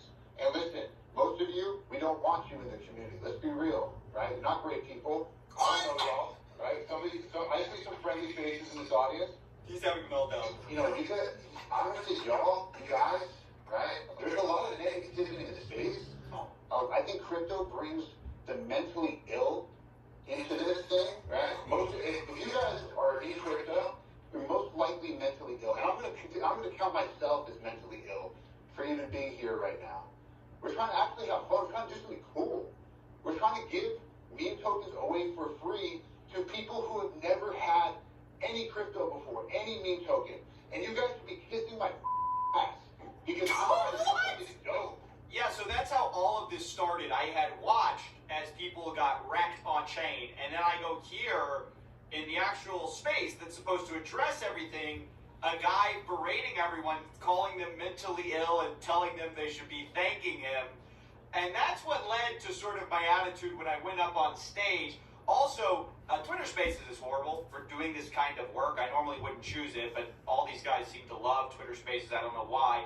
The problem is people filibuster. So I know I interrupted a lot. That's because you can't let these people go run off on like 10-hour explanations, which they will do if you let them. So, yeah, anyway, here's when I got up on the space. Be happy to answer any I have questions. questions. I'm raising my hand. Take out. What CoffeeZilla? Hey, this is one of the most miserable, horrible launches I've ever seen in my life. Okay, then why the fuck are you on? I've been tracing it on chain for a while. You guys generated over $1 million in fees while y'all's fans got rug pulled.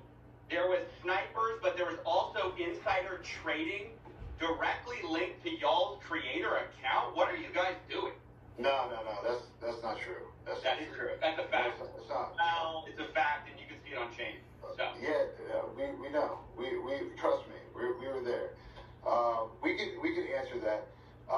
Do you know about the insider trading?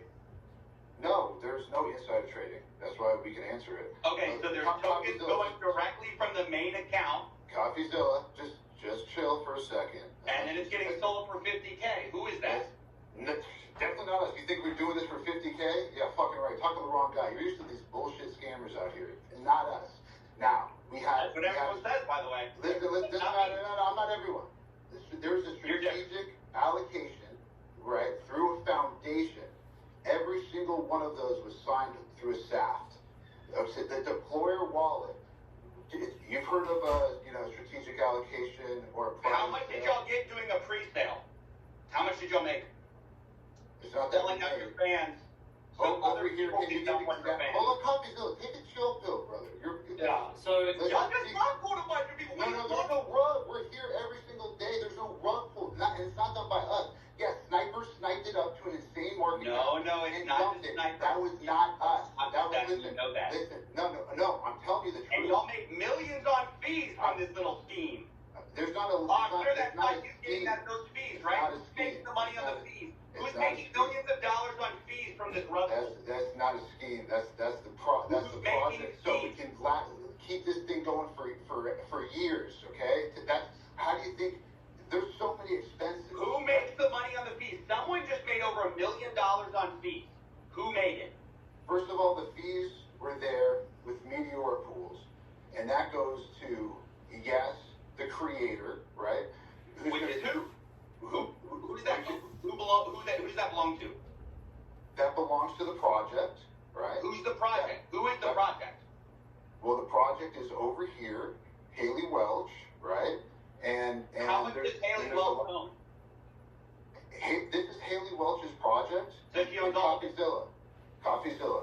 Did she just make $1 million on fees on running? Do you know how much it costs for lawyer fees to create a foundation in the Cayman Islands, to hire directors? You think this stuff pays for itself, right? So y'all wanted to make the money on day one? I don't understand. I'm just asking. We're here every single day. Millions of Day dollars one, fees from the day run. 2, day 3. You know, this is how you run a project forever. Is you have to fund that. And first of all, over here can speak to the extensive amount of work and time and people that are on this project.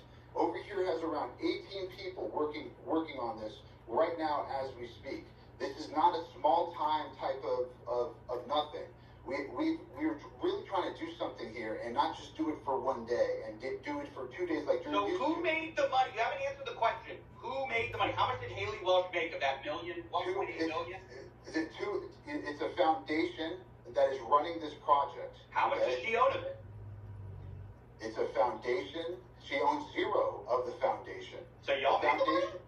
No, I don't own the foundation either. A foundation. Brother, who profited over $1 million was just I'm paid? telling you, a foundation that pays people out. And by the way, CoffeeZilla, I'm not asking you, questions that are irrelevant to the most important stuff that you said. Who cares where fees go? It goes to bills. When you're charging 15%, it goes to directors. If you're charging 15% of the rug pull, you're profiting from the rug pull. Rug pull because we didn't pull a rug. I don't know what you're trying to say. It's not true. That's defamation. Doc, do the math. Do the math. You're saying that we pulled the rug. There was no rug pull. 3%. You're defaming our character. You're not going to talk. You just talk over me. You talk over me. I'm hearing bullshit. No, you're not. You're talking over me. Let me just lay out your tokenomics. You guys released 3% to the Meteora pool, while you have 17% of the token allocation unlocked day 1 from your strategic allocation. Are you guys insane? What do you guys think exactly is going to happen when your insiders get sent their tokens? And by the way, who made the money from your 17% pre-sale while you're giving a tiny piece of the pie to the public? Like, what the hell? This is the worst tokenomics I've ever seen, and it is a scam. It's not a scam. The tokenomics are a scam. That's my opinion. You can say whatever you want about it. You can cry defamation. That's my opinion. It's a scam. And I only do this for a living. I've only seen 1 million of these projects. So who pays you, CoffeeZilla? Let's. Ooh, turn it around. Turn it around. Turn it around. Nobody's here for me. Everyone's here for you.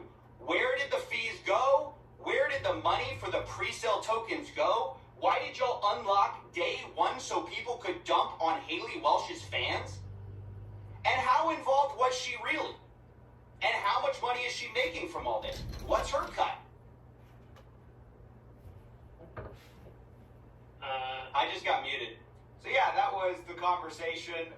Obviously, I got a little heated there towards the end because, I don't know, there was something about this guy berating people who had lost money and insisting that what was so transparently true about the fees being made, about who's benefiting from the pre-sale, just dodging all of that, it gets me so bothered. I guess it shouldn't at this point, but what can I say? I'm only human. I will go ahead and highlight there were 2 other moments. FaZe Banks got up and called these guys out, which is funny. This 100% was a mismanaged, mislaunched. Like this is what CoffeeZilla said. I would label this a scam as well. It's pretty obvious. Like CoffeeZilla brought up, 97% of the token was bundled into the same cluster. And in layman's terms, that just basically means 90%. 97% of all the tokens owned were by related wallets, friends of friends of friends of friends. They were No, that's not true. It's not true. Yeah, yes, it is true. Yes, no, it's 100% true. And then also Nick O'Neill, who is another crypto Twitter guy, he got up there and he asked them basically what I did, because they wouldn't let me back up on the space. And he said, where's the money going to? And then Hawk to a girl, decided it was time for bed, and that was the end of the space. So I'm sort of curious, like, not for the token price itself, but just in terms of the fact that there's fees that are being generated, there's an actual, like... Hey guys, I hate to interrupt you, Nick. Hello there. But anywho, I'm gonna go to bed, and I'll see you guys tomorrow. Okay. I guess we're talking over here. Can you imagine being asked questions about a scam, and in the middle of the questioning you go, yeah, I think I'm gonna hit the bed, Gotta wake up bright and early for tomorrow. That is just wild. These people are not serious, or at least it doesn't appear that they're taking it very seriously. I think it's concerning when you have a project which, they can say whatever they want about their 18 employees and all the, hundreds of thousands they supposedly paid to set up these, like, Cayman Island corps to do it the right way. But at the end of the day, when you make millions of dollars on launch, where does that come from? When your insiders sell $3 million, where does that come from? Maybe the normies that you were targeting to get in? That is my problem, that is my issue, and that's why I came at them so hard. And that's basically it. I think Haley Welsh, or Hawk to a Girl, to whatever extent she was involved is still unclear, or was unclear until her transactional entertainment lawyer contacted me. I'm just editing this live, guys. He contacted me and said he wants to have a offline combo. I said I can't do that. This is a live story. If she wants to comment on the story or shed light on how much she's been paid, kindly respond. I'll put up all these screenshots. They say she was paid in advance from a company to handle the token marketing dev launch of $125,000. That's the only money she's seen to date. If you have any specific questions, happy to answer. I said, what company was she paid by? What's the agreement? Did she see a cut of the pre-sale or fees from the liquidity pool? The best thing for my story is to get a copy of the agreement, of course. Christian replies, she was supposed to get 50% of net proceeds after payments of costs to third parties. Is that the 18 employees or whatever they have? I don't know. I don't know what costs they have, but 50% is a lot. They were supposed to be mutually approved between her and the company. All decisions regarding to allocation were supposed to be mutually approved. Those decisions haven't been made at this point. The goal would be to salvage the token for the holders and her true fans and do right by the community. That's not going to happen. I can't provide the actual contract, as you can imagine, but I'm happy to continue to be responsive. Your spaces and comments have been helpful, blah, blah, blah. I appreciate what you... Okay, we all know. They always say that, by the way. This guy does not appreciate what I do, I don't think. An entertainment lawyer appreciating somebody talking about somebody, I don't think that's true. Look, the big deal, what he said, is 50% net proceeds. That's a lot, actually. Now, again, 18 employees working on the Hawk to a coin. I don't know how much they're going to end up seeing at the end of the day, but it's going to be real money. The question about, salvage the coin, want to salvage the coin. Guys, the problem is you sold millions of dollars of pre-sale tokens, and they're still out there. There's still people with these coins who are waiting to sell. So the second you go and salvage it for the fans, you're kind of dooming them again. So the best situation is just people, I don't really know. I don't like to give advice in situations like this. It's like asking someone how to clean up a car crash. It's like, ideally this wouldn't have happened in the first place. So can't give too much advice there. The situation's horrible as it is. I appreciate them actually responding, though. But she is actually making a lot of money off of this, and I do actually think that's a problem. So, I don't know. I think this whole situation is terrible, and she should feel bad. I hope she does, really, because she got in bed with these people who clearly saw dollar signs. She saw dollar signs, and they did this, and people have been hurt. So, that's basically it. Oh, one more message from Hawk's lawyer. This guy keeps messaging me. He says, this was not a speculative opportunity for her. She truly didn't intend to fleece fans. She genuinely wanted to make this a community token of fans and onboard Web 2 to Web 3 and be a long-term face.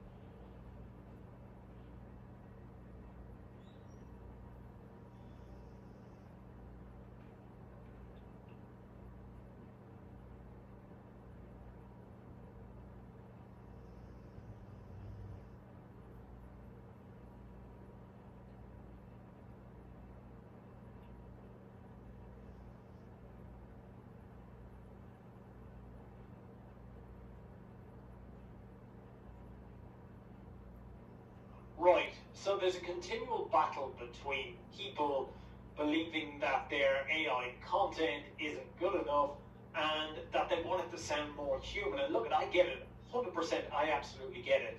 You look at Google's terms of service though, or their guidelines when it comes to artificial intelligence content, it doesn't say that it doesn't like AI content. It basically says if your content is great, well then that's cool, okay? But still, we have people who want to make sure that their AI content doesn't sound like AI, okay? And I get it, I 100% get it. And I think Claude have changed the game. Okay, I really do. I think Claude have changed the game for every single blogger out there. And I'm going to show you why in this video. Because what's happened now is Claude have enabled us to actually insert our own style of content into their AI. And what that basically means is we're able to give it a piece of content that we have written. Okay? And it's able to create a piece of content. And if we don't like what it actually gives us back, we can say, hey, can you make it more like the written style that I've just given you? Claude will give you back that. If we go over and we test it in something like Originality or GPT-0 or something along those lines, then what's going to happen is we're going to see from having 100% AI content to having potentially 98% human content written by Claude. Okay, what does that mean for you? Well, that means that your job as a blogger, your job as an affiliate marketer is, well, you just cut time by like 20. So, look, this is exciting. This is exciting. Oh yeah, one more thing.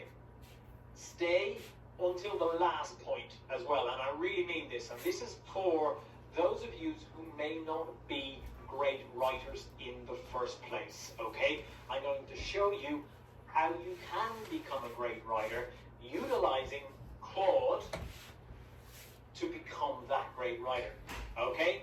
So, with that said, look, I've got nothing else to say here, apart from the fact, look, if you don't know anything about me, go check out my website, The Blog Profit Path. It's where I teach you how to actually turn blogs into affiliate income. Okay, I'll leave a link down below for you. So, my name's Kieran Doyle. If you're new here, give it a like. If you're new, give us a subscribe as well. And let's get into this. Okay, so what I want to show you here, I'm over at Claude at the moment, okay? And as you can see, it's just normal Claude. Okay, so we got Claude Sonnet, then you can choose whichever one that you actually want. But then you'll notice that I have Kieran Style Article, okay? Now this is where I can use my own style to actually edit articles or get Claude to create articles in that style. Now it's super, super simple to do. So what you're going to do is you're going to come over here to this part here. It's not going to say Kieran Style, but it's going to say edit your style or something along those lines. And you're just going to click create and edit styles, okay? Then you're going to come to create custom style, all right? And what it's going to do is it's going to ask for a writing example. So you're going to click add a writing example, then you can upload it or you can paste your text in here, okay? So what I'm going to do is I'm going to go over to an article that I have written previously. And I'm going to have to go back to 2020 to actually do this. This will give you an idea of how long that I've been utilizing artificial intelligence in creating content, okay? So what I'm going to do is I'm just going to grab, like, first 5,000 words out of here, okay? Not even 5,000. I'm going to grab the first, like, let's say, down to Google Gateway. Actually, this is a really good article, by the way. You should have a look at that article as well. But I'm going to come back over to Claude, and I'm just going to paste in my content in here. And I'm going to click Create Style, okay? Claude's going to go away. It's going to analyze my writing style now. It's going to do the same for you, obviously, with your piece of content. What we can do here is we can ask it, so we want to preview it with an example, okay? So let's say we want to write a marketing blog post, okay? It's going to go ahead and it's going to actually create this marketing blog post for us, okay? So it's done it on sustainable fashion. I don't know why it does it on sustainable fashion, to be honest. I don't really talk about sustainable fashion at all. But we're going to copy this and we're going to come over to a website called GPT-0. Now, GPT-0 basically can scan your content to see if it's written by artificial intelligence. And I'm just going to paste it in here. And my thinking is it's going to basically say that it's 100% AI. So we're just going to click basic scan and we're just going to click scan, okay? And, oh, all right, so basically it's already said, it's taken the style already. Sometimes it doesn't take the style, okay? Sometimes it doesn't actually take the style that I've given it. But what it's done is it said that it's a 7% probability that it's AI generated content. That means that it's 93% likely to be human, which in itself is absolutely awesome. Now, if it gives you back, like let's say that this is 100% AI written content, let's go back in here. You could say edit with Claude, and then you could say, could you make it written like my human example? Okay, something along those lines. So, and then what it's basically going to do is it's going to go off and it's going to rewrite it based on what I've actually said, what my example actually is. So this is only if it doesn't initially do that for you. All right, so let's see what it does here now. I'm really hoping that it doesn't give me back a load of AI garbage, to be honest. So we're going to copy this out of here. We're going to scan it, and let's see what it does. Okay, so it's still human, but it's actually gone even less. It's gone 10%. But look at what we're seeing here is we're seeing content that is written by AI, but AI can't even see that it's written by AI. So it's human content. And we did that only by adding in a style here. Okay? And the same goes in here. So we're gonna save the changes. Okay? And we're gonna have options. We're gonna rename the style and we're gonna call it Kiron 2. Okay? So that's Kiron 2. Now then, when we're in writing our content in here, I can choose which style I want. So I can choose this is going to be Kiron 2. Then I'm going to go in and I'm going to get Claude to actually create my content for me related to the style that I've put in here. Okay, so this shows you, and then look, I want you to always check it against something in GPT-0. I want you to always do that. Make it your kind of like, you know, your process that you're actually doing here. But also, what if you're not a writer? Okay, this is the thing. What if you are not actually a writer? Well, then you're going to want to basically, you're going to need a style. Okay? So what do you do if you're not that writer, but you need a style? Well, look at that. And this is a little bit sneaky. This is a little bit sneaky. But I'm going to show you doing it with my own stuff, okay? What you're basically going to do is, you're going to come over to somebody's article. Okay? You're going to find somebody's article, and you're basically going to say, all right, I like their article style, okay? Here's a new piece of content that I was just working on today. Success is not a comfortable procedure, okay? Which we already know, okay? It's not comfortable to try to be successful, okay? So all I'm going to do is I'm going to grab, let's say, the first amount of words out of my article, okay? And you can do this with whoever content that you like, that you think you like their writing style, okay? I'm not saying it's 100% ethical, I'm just saying that you potentially could do it, okay? So this isn't me saying, go and grab Dan Kennedy's work, go and grab Frank Kern's work, go and grab Dan Henry's work and Russell Brunson's and all of these kind of guys, okay? This is me just saying that these are options for you, okay? They're options for you, okay? Then we're going to come back over to Claude, we're going to come back in here, we're going to click Create and Edit Your Style, we're going to click in a custom style, we're going to add again, okay? We're going to paste in our text, and remember this is me, okay? So we're going to click Create Style, okay? And then what we're going to do is we're going to get it to do a marketing blog post, okay? Simple for us, okay? It's probably going to go and do the sustainable fashion thing again for us, yeah? Sustainable fashion, weaving the truth, okay? So now we're going to go back over to GPT-0, okay? We're going to clear all this garbage out of there. We're going to paste that in there. I'm just going to delete that out of there because I hate when it does that. Okay, and we're just going to click Scan, okay? All right, so boom.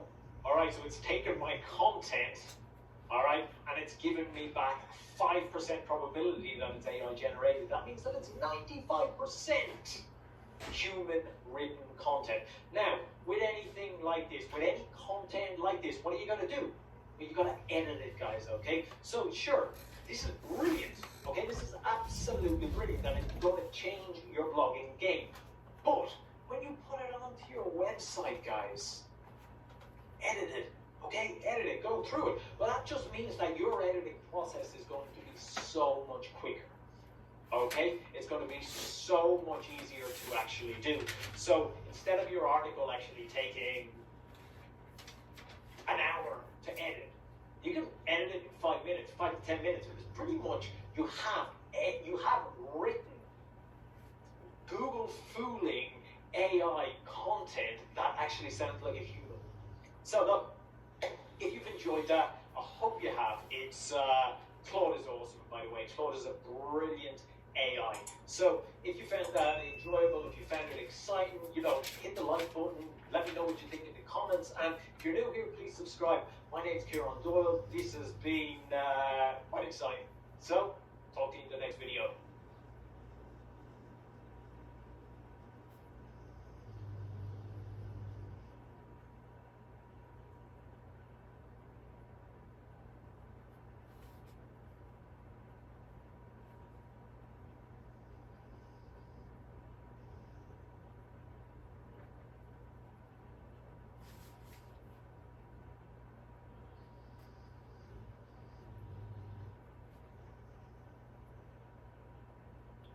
It's no secret by now that generative AI like ChatGPT and Midjourney are completely disrupting the way business is done around the world.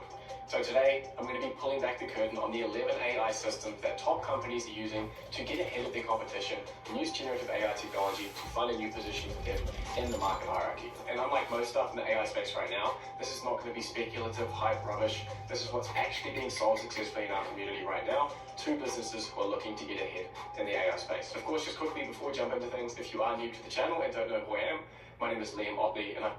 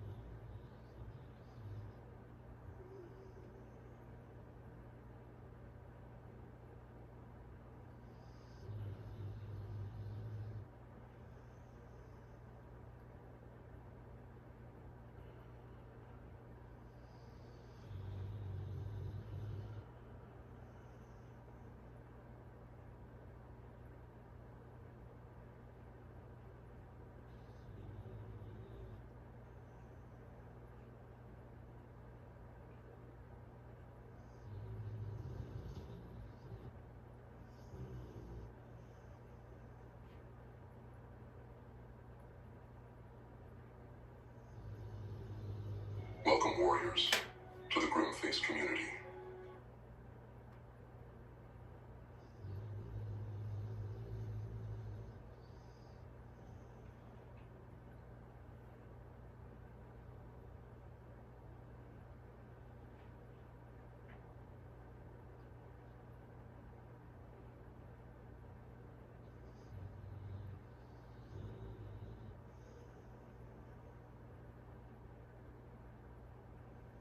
As is art.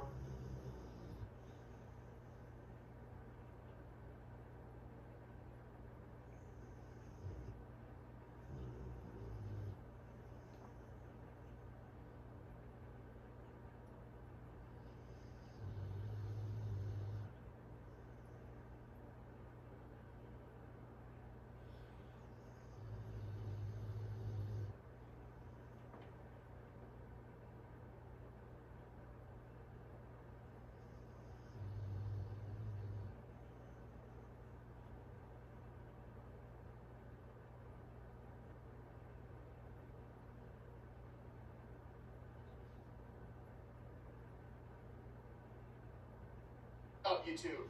In this video, I'm going to talk about how you don't need any experience to start making money online, right? So I'm gonna go over. It really just comes down to like when you're going to allow yourself.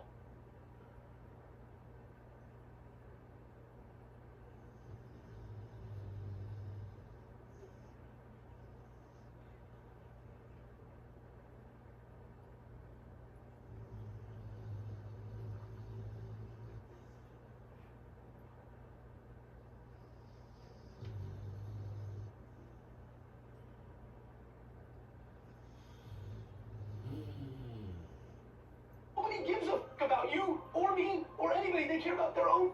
Here is why I'm always happy. I got a lot going on. I know who the f I am. And I'm telling you, nobody gives a f. That humility is everything. Everybody's so insecure because they ain't humble. You think you're somebody. You think you're supposed to be somebody. Once you realize you're nothing, then you can't be beat. Nobody can beat me. Nobody can make my feelings feel hurt. Nobody can stop me. You know why? Because I don't think I'm anybody. So what the f are you saying? Just be happy. Calm it down. My question was to how I can like make my business and my social media stand out when everyone's doing the same thing. But I also kind of in the midst of thinking wanted to know if it's right to leave your channel that you grew on because you want to change something. Is it okay to leave it or should you try to just restart it on there? There's a lot to that. First of all, the number one mistake that every young person and every old person makes in life is not being able to be comfortable with adversity. Let's start with that. You built up a channel. I remember you. You wanted to do other stuff. There's nothing wrong with that. I even said in that video with you that you would get less views at first, just like I did. Just like I did when I went from wine to business. I was the wine guy. But I was comfortable because you didn't want to do that content anymore. So that wasn't going to work anyway. But what you did was the cliche shit that everybody else does. You went, yep, you did it. You went and you wanted to make yourself happier, but then you were full of shit because what happened was as soon as you didn't get the views you were accustomed to, you became insecure, right? And you started getting...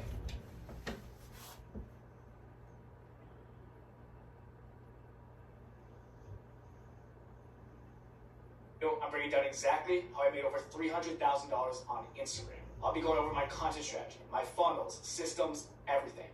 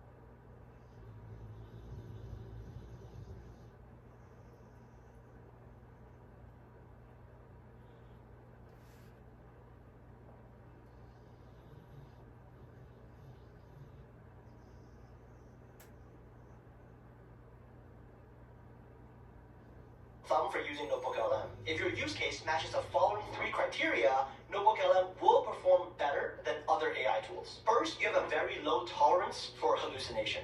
Second, you're working with information scattered across different locations, different formats like documents and slides, and or across different mediums, text, video, and audio. And third, you want a quick and reliable way to transform all that fragment information into a cohesive and meaningful output. In the next 15 minutes, I'll go over key features, real-world use cases, and pro tips very few people know about.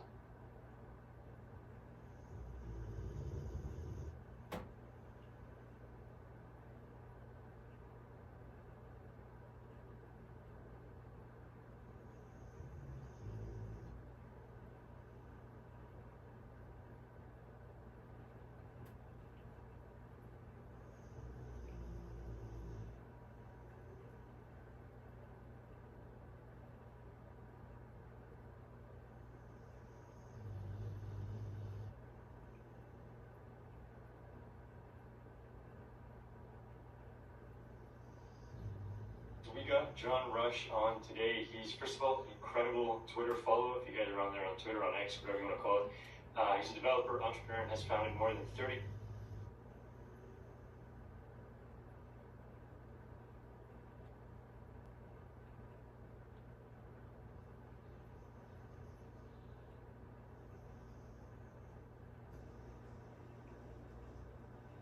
The video you got.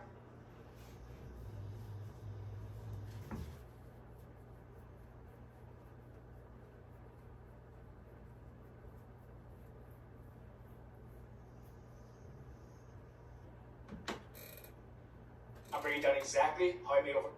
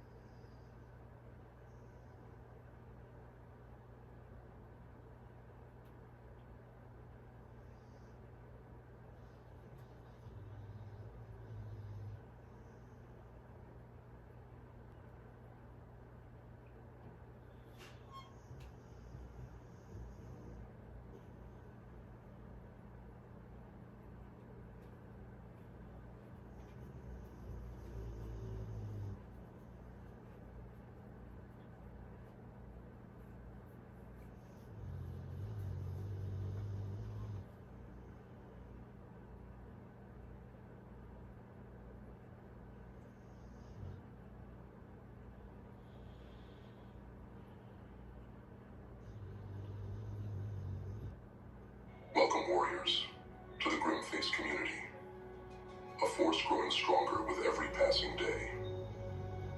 Together, we are carving a path that cannot be ignored, a path that challenges the norms and inspires true greatness. Nearly 1,000 new subscribers join our ranks each day, bringing with them their passion, their fire, and their hunger for a life beyond the ordinary. Together, we are unstoppable. We are humbled and grateful to stand among such extraordinary individuals, people who refuse to settle, who work tirelessly on themselves, day in and day out, not just for their own growth, but to leave a lasting impact on the world. You are the ones who understand that true change begins within, and through your transformation, you make the world a better place. Grimface exists for you. We are here to guide you, to challenge you, and to ensure you stay on track. Success isn't a destination, it's a journey, and we are honored to walk that road with you. This is not just a community, this is a movement. A revolution of those who dare to defy mediocrity and rise above the noise. Now let's dive into the tools, the mindset, and the skills that will keep you sharp, relentless, and victorious in every battle life throws your way. Together, we are Grimface. Together, we rise. The tragedy of life is not that we are powerless. It is that we willingly give up our power. We trade it for comfort, for approval, for the fleeting security of conformity. But let me tell you this, comfort is the enemy of greatness, and conformity is the death of the soul. If you want to truly live, you must unchain the beast within. You must shatter the illusions that bind you and step into the darkness where your true power awaits. The first step is to free yourself from the prison of fear. Fear is the first chain that binds you. It doesn't come with clanking metal or screaming alarms. No, it's far more insidious. Fear wraps itself around your mind like a serpent, whispering sweet lies. Stay here. Don't take risks. What if you fail? What if they laugh at you? And you listen. You let it coil tighter and tighter until you're paralyzed, unable to move, unable to breathe. But here's the truth. Fear isn't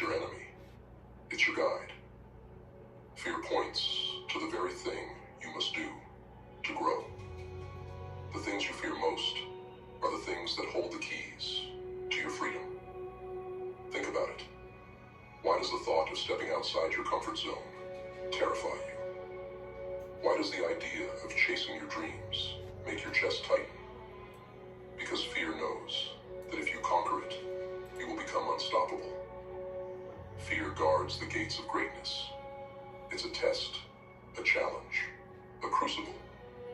Imagine standing at the edge of a cliff, the wind howling around you, the abyss stretching endlessly below. Your heart pounds, your palms sweat, and every fiber of your being screams at you to step back. But what if, instead of retreating, you leapt? What if you trusted yourself enough to take that plunge? The fall may terrify you, but it is the only way to learn to fly. Next, you must free yourself from the second prison, the cage of limiting beliefs. If fear is the chain that binds you, your beliefs are the cage that traps you. From the moment you were born, the world has been feeding you lies. You're not smart enough. You're not strong enough. You're not good enough. These lies become the bars of your mental prison, keeping you small, keeping you obedient. But let me ask you this. Who decided what you're worth? Who gave them the right to define your potential? Every time you accept a limiting belief, you hand over the keys to your destiny. You let someone else dictate the terms of your life. Picture a lion born in captivity. It grows up in a cage, fed scraps, never knowing the thrill of the hunt. It paces back and forth, its mighty roar reduced to a whimper. But deep inside, it is still a lion. Its instincts remain, dormant, but not dead. One day, the cage door is left open. The lion hesitates, unsure, afraid. It has been conditioned to believe that the cage is all there is. But the moment it steps out, it remembers its power. It remembers what it is. You are that lion. The cage is an illusion, built from lies you've been told, and lies you've told yourself. Break the bars. Question everything. Challenge every belief that tells you what you can't do, and replace it with one that reminds you of what you can in order to free yourself from the chains of fear and the cage of limiting beliefs. You will need to sharpen your weapons. Power is not something the world hands out freely. It is something you must earn, something you must take. And the currency of power is skill. Not just any skill, but the kind that makes you indispensable. The kind that makes the world take notice. Think of yourself as a warrior in a battle for your life. Would you go to war unarmed? Of course not. You would forge weapons. Blades so sharp, they could cut through steel. Shields so strong, they could withstand any blow. Your skills are those weapons. They are the tools you use to carve out your place in the world. But mastery requires sacrifice. While others waste their time on distractions, you must focus. While others settle for mediocrity, you must strive for excellence. Mastery is not about being better than others. It's about being the best version of yourself. It's about becoming so good that no one can ignore you. So, what weapons will you forge? What skills will you master? And how will you use them to claim your freedom? Let me be brutally honest. Mastery is not for the weak-willed. It demands sacrifice. While others scroll mindlessly through social media, binge-watch television, or waste hours chasing fleeting pleasures, you will be grinding.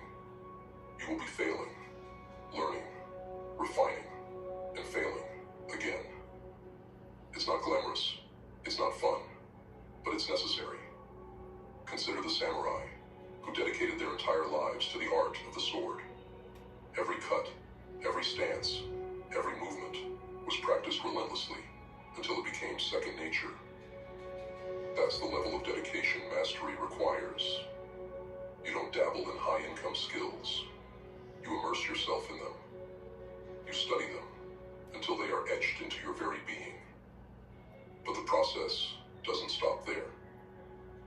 True mastery is about evolution. It's about staying ahead of the curve, constantly sharpening your edge. The moment you stop learning, you start dying.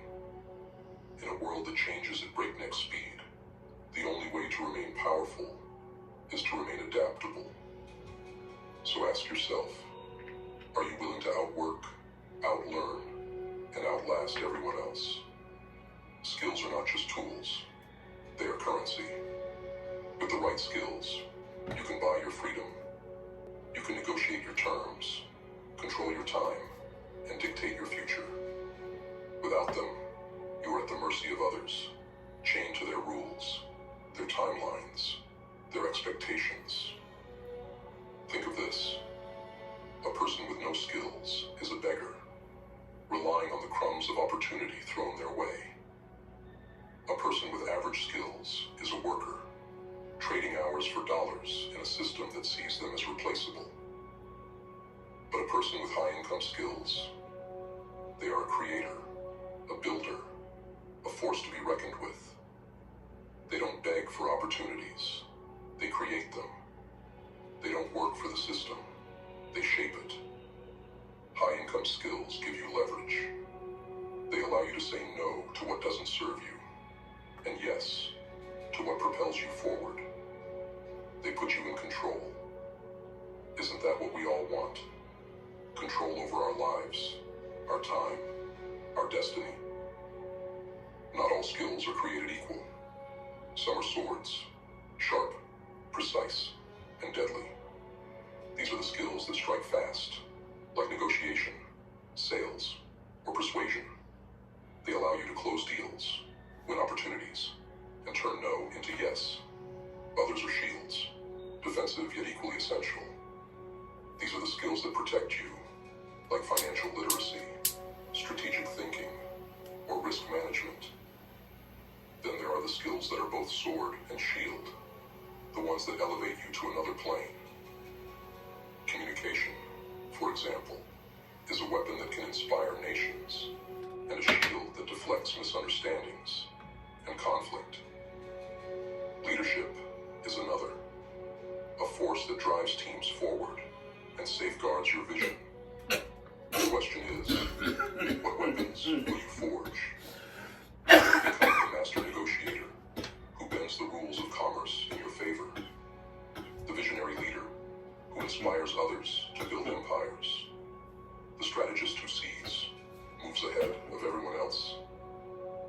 Choose wisely, for your arsenal will determine your success. Skills aren't just forged in the external world. They are crafted in the mind. Mastery begins with your mental state. If you believe you're incapable, you will be. If you believe you can't compete, you won't.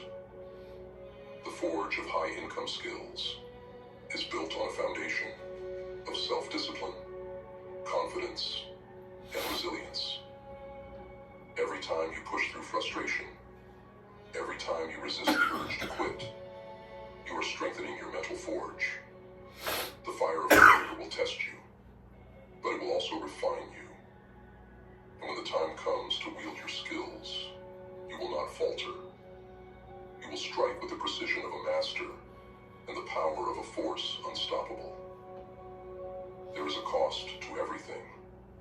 The cost of mastery is sacrifice, but the cost of mediocrity is far greater. Mediocrity costs you your freedom. It costs you the respect of others, and more importantly, the respect of yourself. It chains you to a life of regret, where you are haunted by the knowledge of what could have been. So, I ask you, are you willing to pay the price of mastery? Or will you settle for the crushing debt of mediocrity? Will you forge the weapons you need to carve out your destiny? Or will you walk into the battlefield of life unarmed, hoping for mercy in a world that offers none?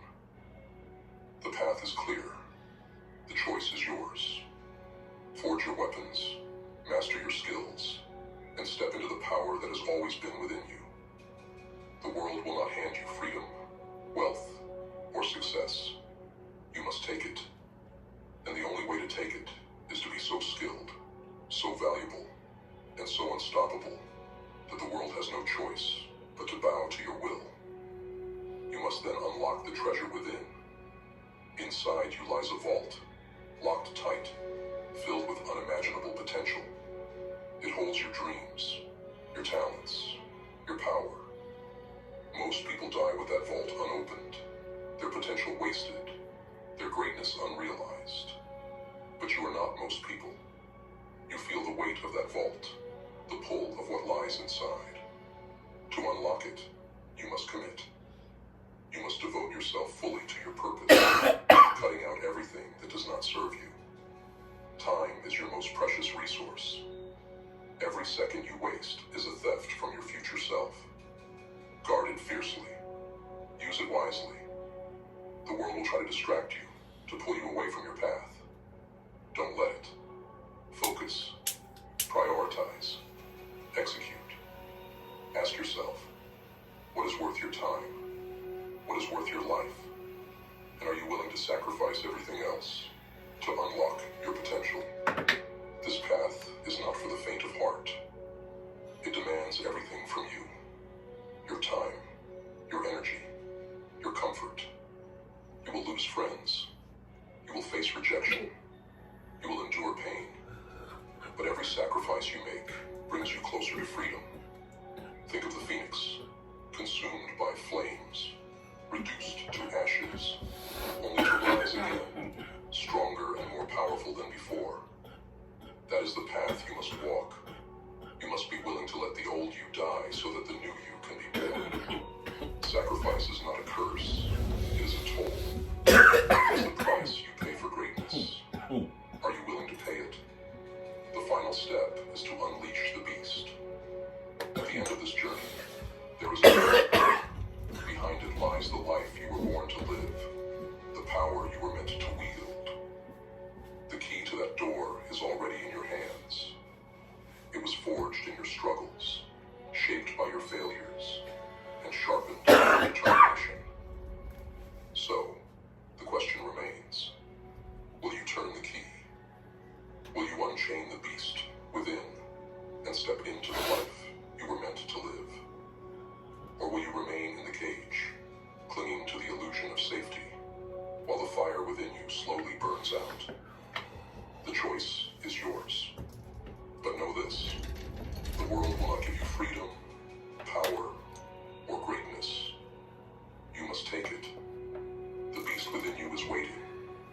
Set it free, and watch as the world bows before your roar.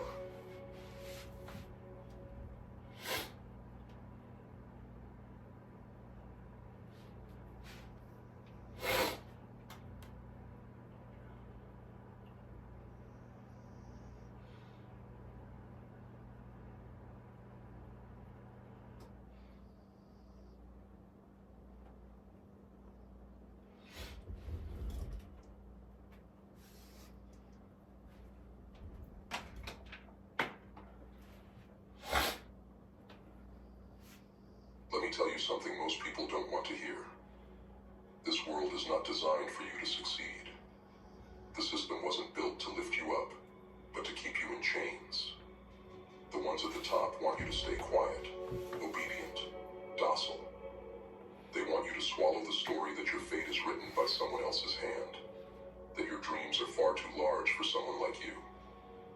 They'll give you just enough to keep you alive, just enough to keep you hoping, but never enough to let you truly rise. The game is rigged, and you're not supposed to win. But that's the secret, isn't it? You're not supposed to win, and that's exactly why you must. The crown is not yours. The power you've been denied, it's not going to fall into your lap. You're going to have to take it. You're going to have to fight for it, claw for it, rip it out of the hands of those who think they own you. The world won't hand you power. It never has, and it never will. But that crown, it's still there, it's time you remember who it belongs to. Look around you. The walls that surround you, the barriers that hold you back, they're made of fear, lies, and illusions. The illusion that you're not enough, that you don't have what it takes. The fear that you might fail, that you might fall on your face and be laughed at. But let me tell you this, failure is inevitable. Pain is inevitable. You will be knocked down. You will be hurt. And those who want to keep you in your place will cheer when you stumble, because that's what they expect from you. But that's not the end of your story. No.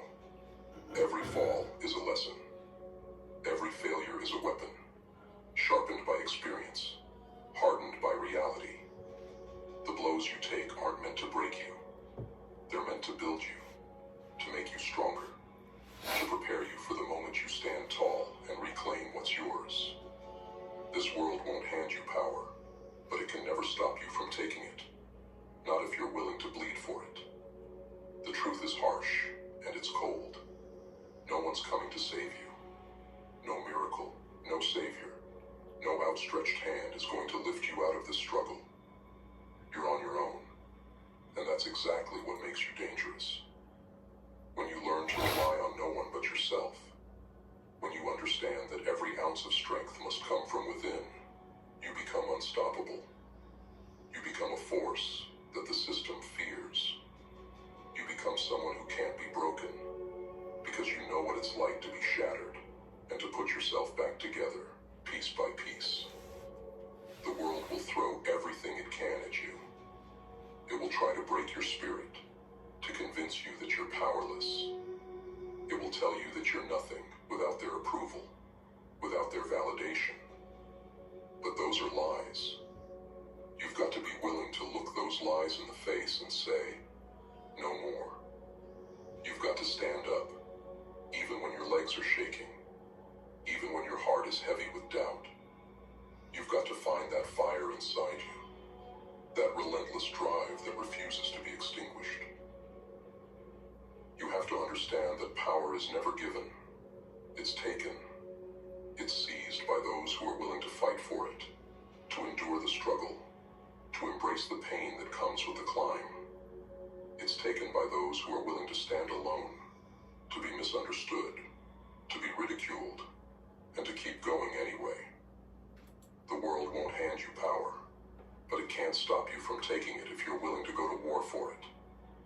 And make no mistake, this is a war for your mind, your soul, your future.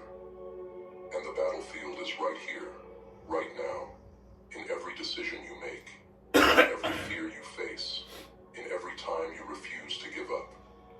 The crown belongs to those who dare to reach for it, not because they're special, not because they're chosen, but because they chose themselves, because they decided that enough was enough, because they decided that they were no longer willing to live a life dictated by someone else's rules. They understood that freedom, true freedom, comes from within. It's not something that can be handed to you. It's something you have to fight for, something you have to earn. And once you've earned it, once you've tasted that freedom, there's no going back.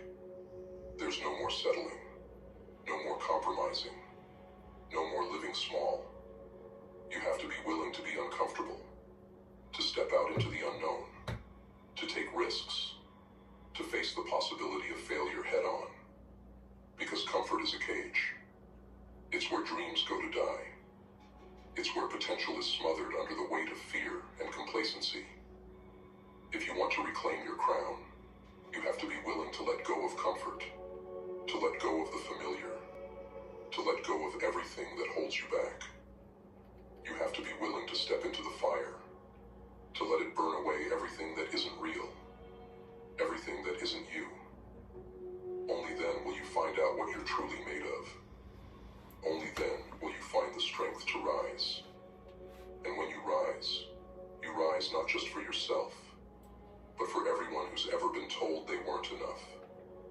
For everyone who's ever been made to feel small, to feel powerless, to feel like they didn't matter.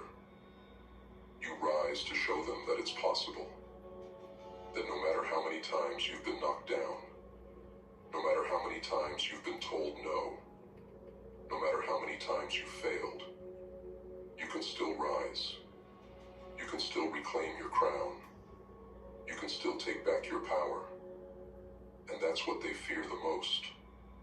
That you might realize just how powerful you really are. The system is designed to make you forget. To make you forget your worth, your strength, your potential. It's designed to keep you distracted. To keep you chasing after things that don't matter.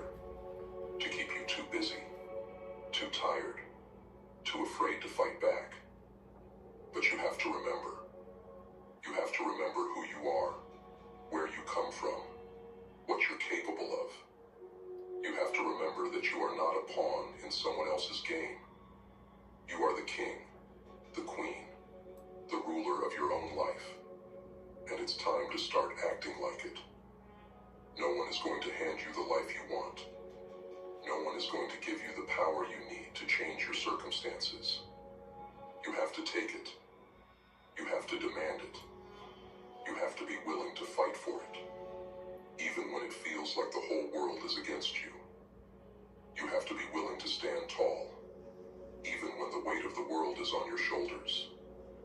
Because that's what it takes. That's what it means to reclaim your crown. It means refusing to settle for less than you deserve. It means refusing to be silenced, to be controlled, to be held down. You have to be willing to be relentless, to keep pushing, even when it feels like you're getting nowhere, to keep fighting, even when it feels like you're losing, to keep believing, even when everything around you is telling you to give up. Because that's what it takes to be powerful. That's what it takes to reclaim your crown. It's not easy. It's not supposed to be easy. But it's worth it.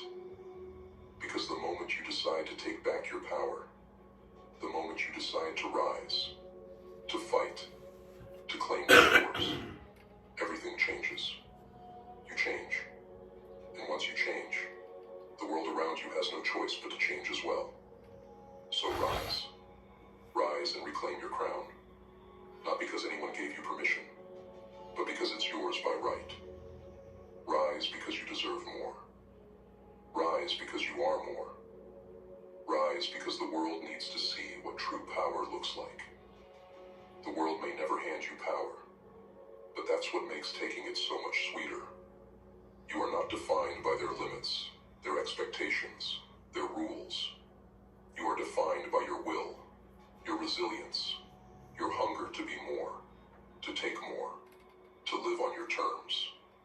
So rise, take your crown, and remember, you don't need their approval to be powerful. The only permission you need is your own. It's time to break the chains. It's time to shatter the illusions, to tear down the walls that have been built around you. It's time to stop waiting for someone else to give you what you need, and to start taking it for yourself. The world won't hand you power. It never has, and it never will. But that's okay, because you don't need them to hand it to you. You are more than capable of taking it. You are more than capable of rising, of fighting, of reclaiming what is rightfully yours. You are not weak. You are not powerless. You are not a victim. You are a warrior. You are a king, a queen, a ruler of your own destiny. And it's time to start acting like it. It's time to rise. It's time to reclaim your crown. The world won't hand you power, but it can never stop you from taking it. So rise, fight, take what's yours. And remember, the only permission you need is your own. This is your life. This is your fight. This is your crown. And it's time to take it back. No more waiting. No more hoping. No more living by someone else's rules. It's time to rise. It's time to fight. It's time to reclaim your crown. And when you do, when you finally take back what's yours, you'll realize that the power was always within you. It was never about them. It was always about you. So rise. Take your crown and show the world what true power looks like. There's an untold truth about money that most people are too afraid to confront. They shy away from it, unable to comprehend the power they have in their hands. But we're not like them. We understand that wealth is forged, not inherited. It's clawed out of the darkness, born from principles that burn like fire in your veins. The first principle is simple. Pay yourself first. Think of it as a test of your discipline. Before you invest a cent in anyone or anything else, take what you've earned and pay yourself. Starve the distractions. Feed your ambitions. This isn't about indulgence. It's about survival and creating the means to thrive. When you put aside your earnings, you're not just storing money. You're buying your freedom. Freedom from living paycheck to paycheck. Freedom to take the risks that breed success. You want a real business? A real shot at independence? Then stop operating like you're a servant to your venture. Be the master. Take your piece of the pie and force the rest to fit your ambitions. Next comes investing in yourself, the asset that truly matters. Not a house, not a car, not a watch. You. Your skill set is the greatest weapon you have in this war for wealth. Invest in books, online courses, events, anything that sharpens your edge. The world rewards value, and the only way to be valuable is to solve bigger, more complex problems. Become the expert. Become irreplaceable. The money you spend on your growth is the currency of power. Riches don't fall into the laps of the passive. Wealth answers the call of those who dare to become more. Fear of money. It's another shackle. Most people are prisoners to the stories they've been told. They think rich is corrupt, that wealth is the enemy. And so they stay broke, justifying their mediocrity. Rewrite those stories. The truth is, money amplifies who you already are. If you're a coward, wealth will make you a greater coward. But if you're a force of nature, money will make you unstoppable. Rid yourself of the fear of losing. Wealth isn't for the timid. You must embrace the risk, embrace the fear, and let it fuel you. Let it be the fire that pushes you to greatness. Only those willing to put everything on the line will ever see the true rewards. The comfortable, the complacent. They'll stay in the shadows, watching as others claim what they were too afraid to pursue. Remember this, money is a tool, not the goal.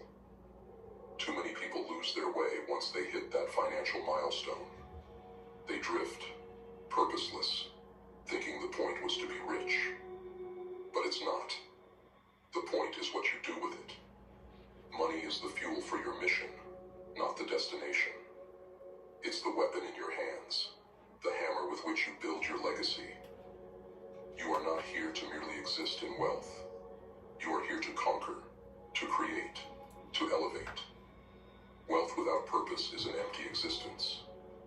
When you reach that summit, you'll realize that the view means nothing if you have no vision of where to go next. Define your mission. Build something that will outlive you. Something that will resonate long after you're gone.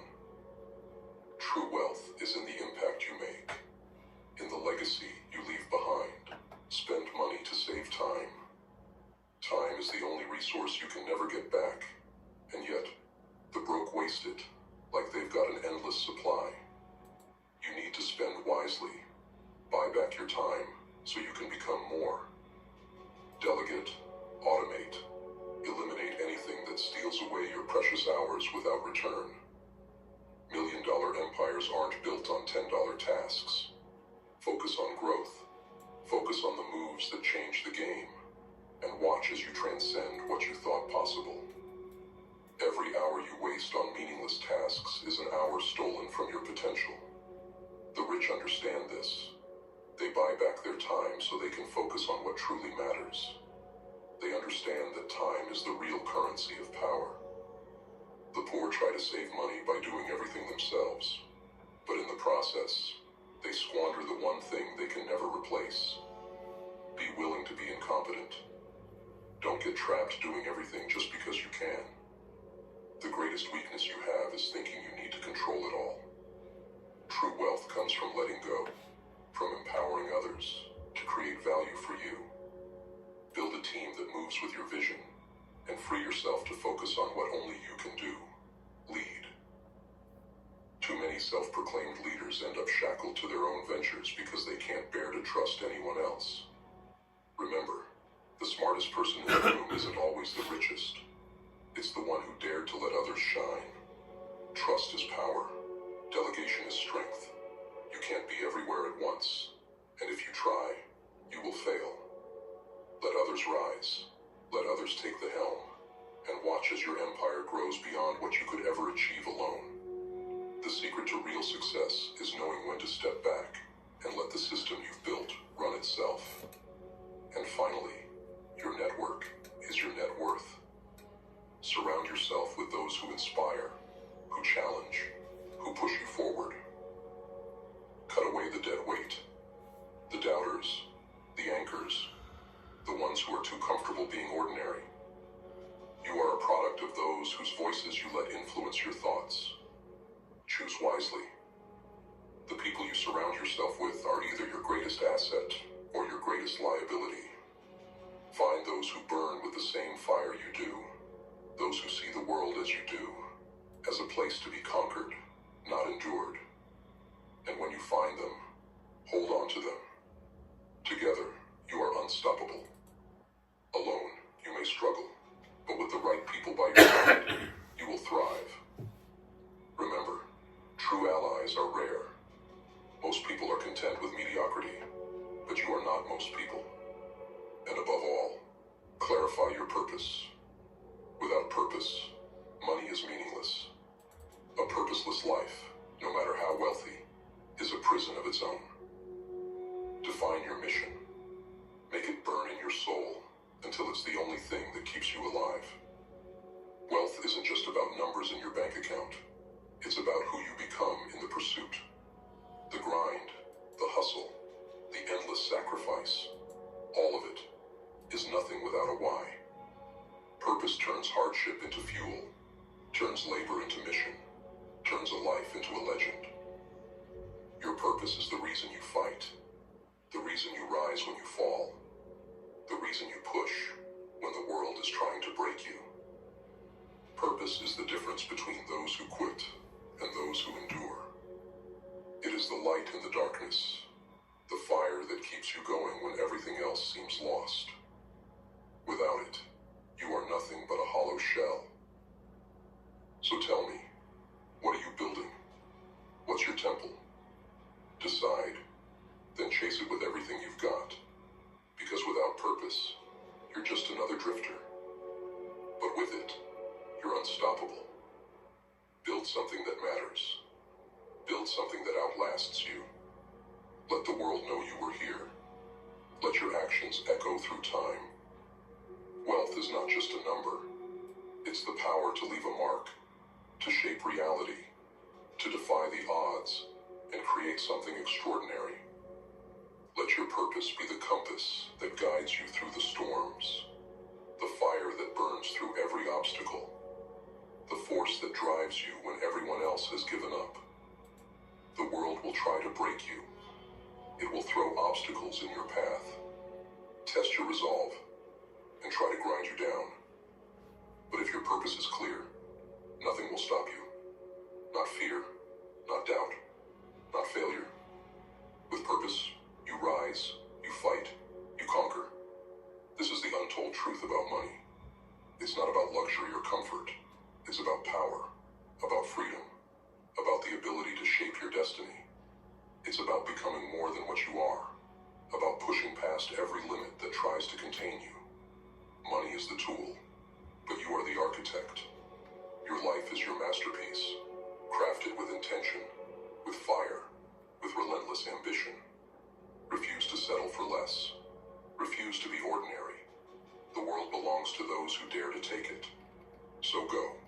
Take what's yours. Build, conquer, elevate. And remember,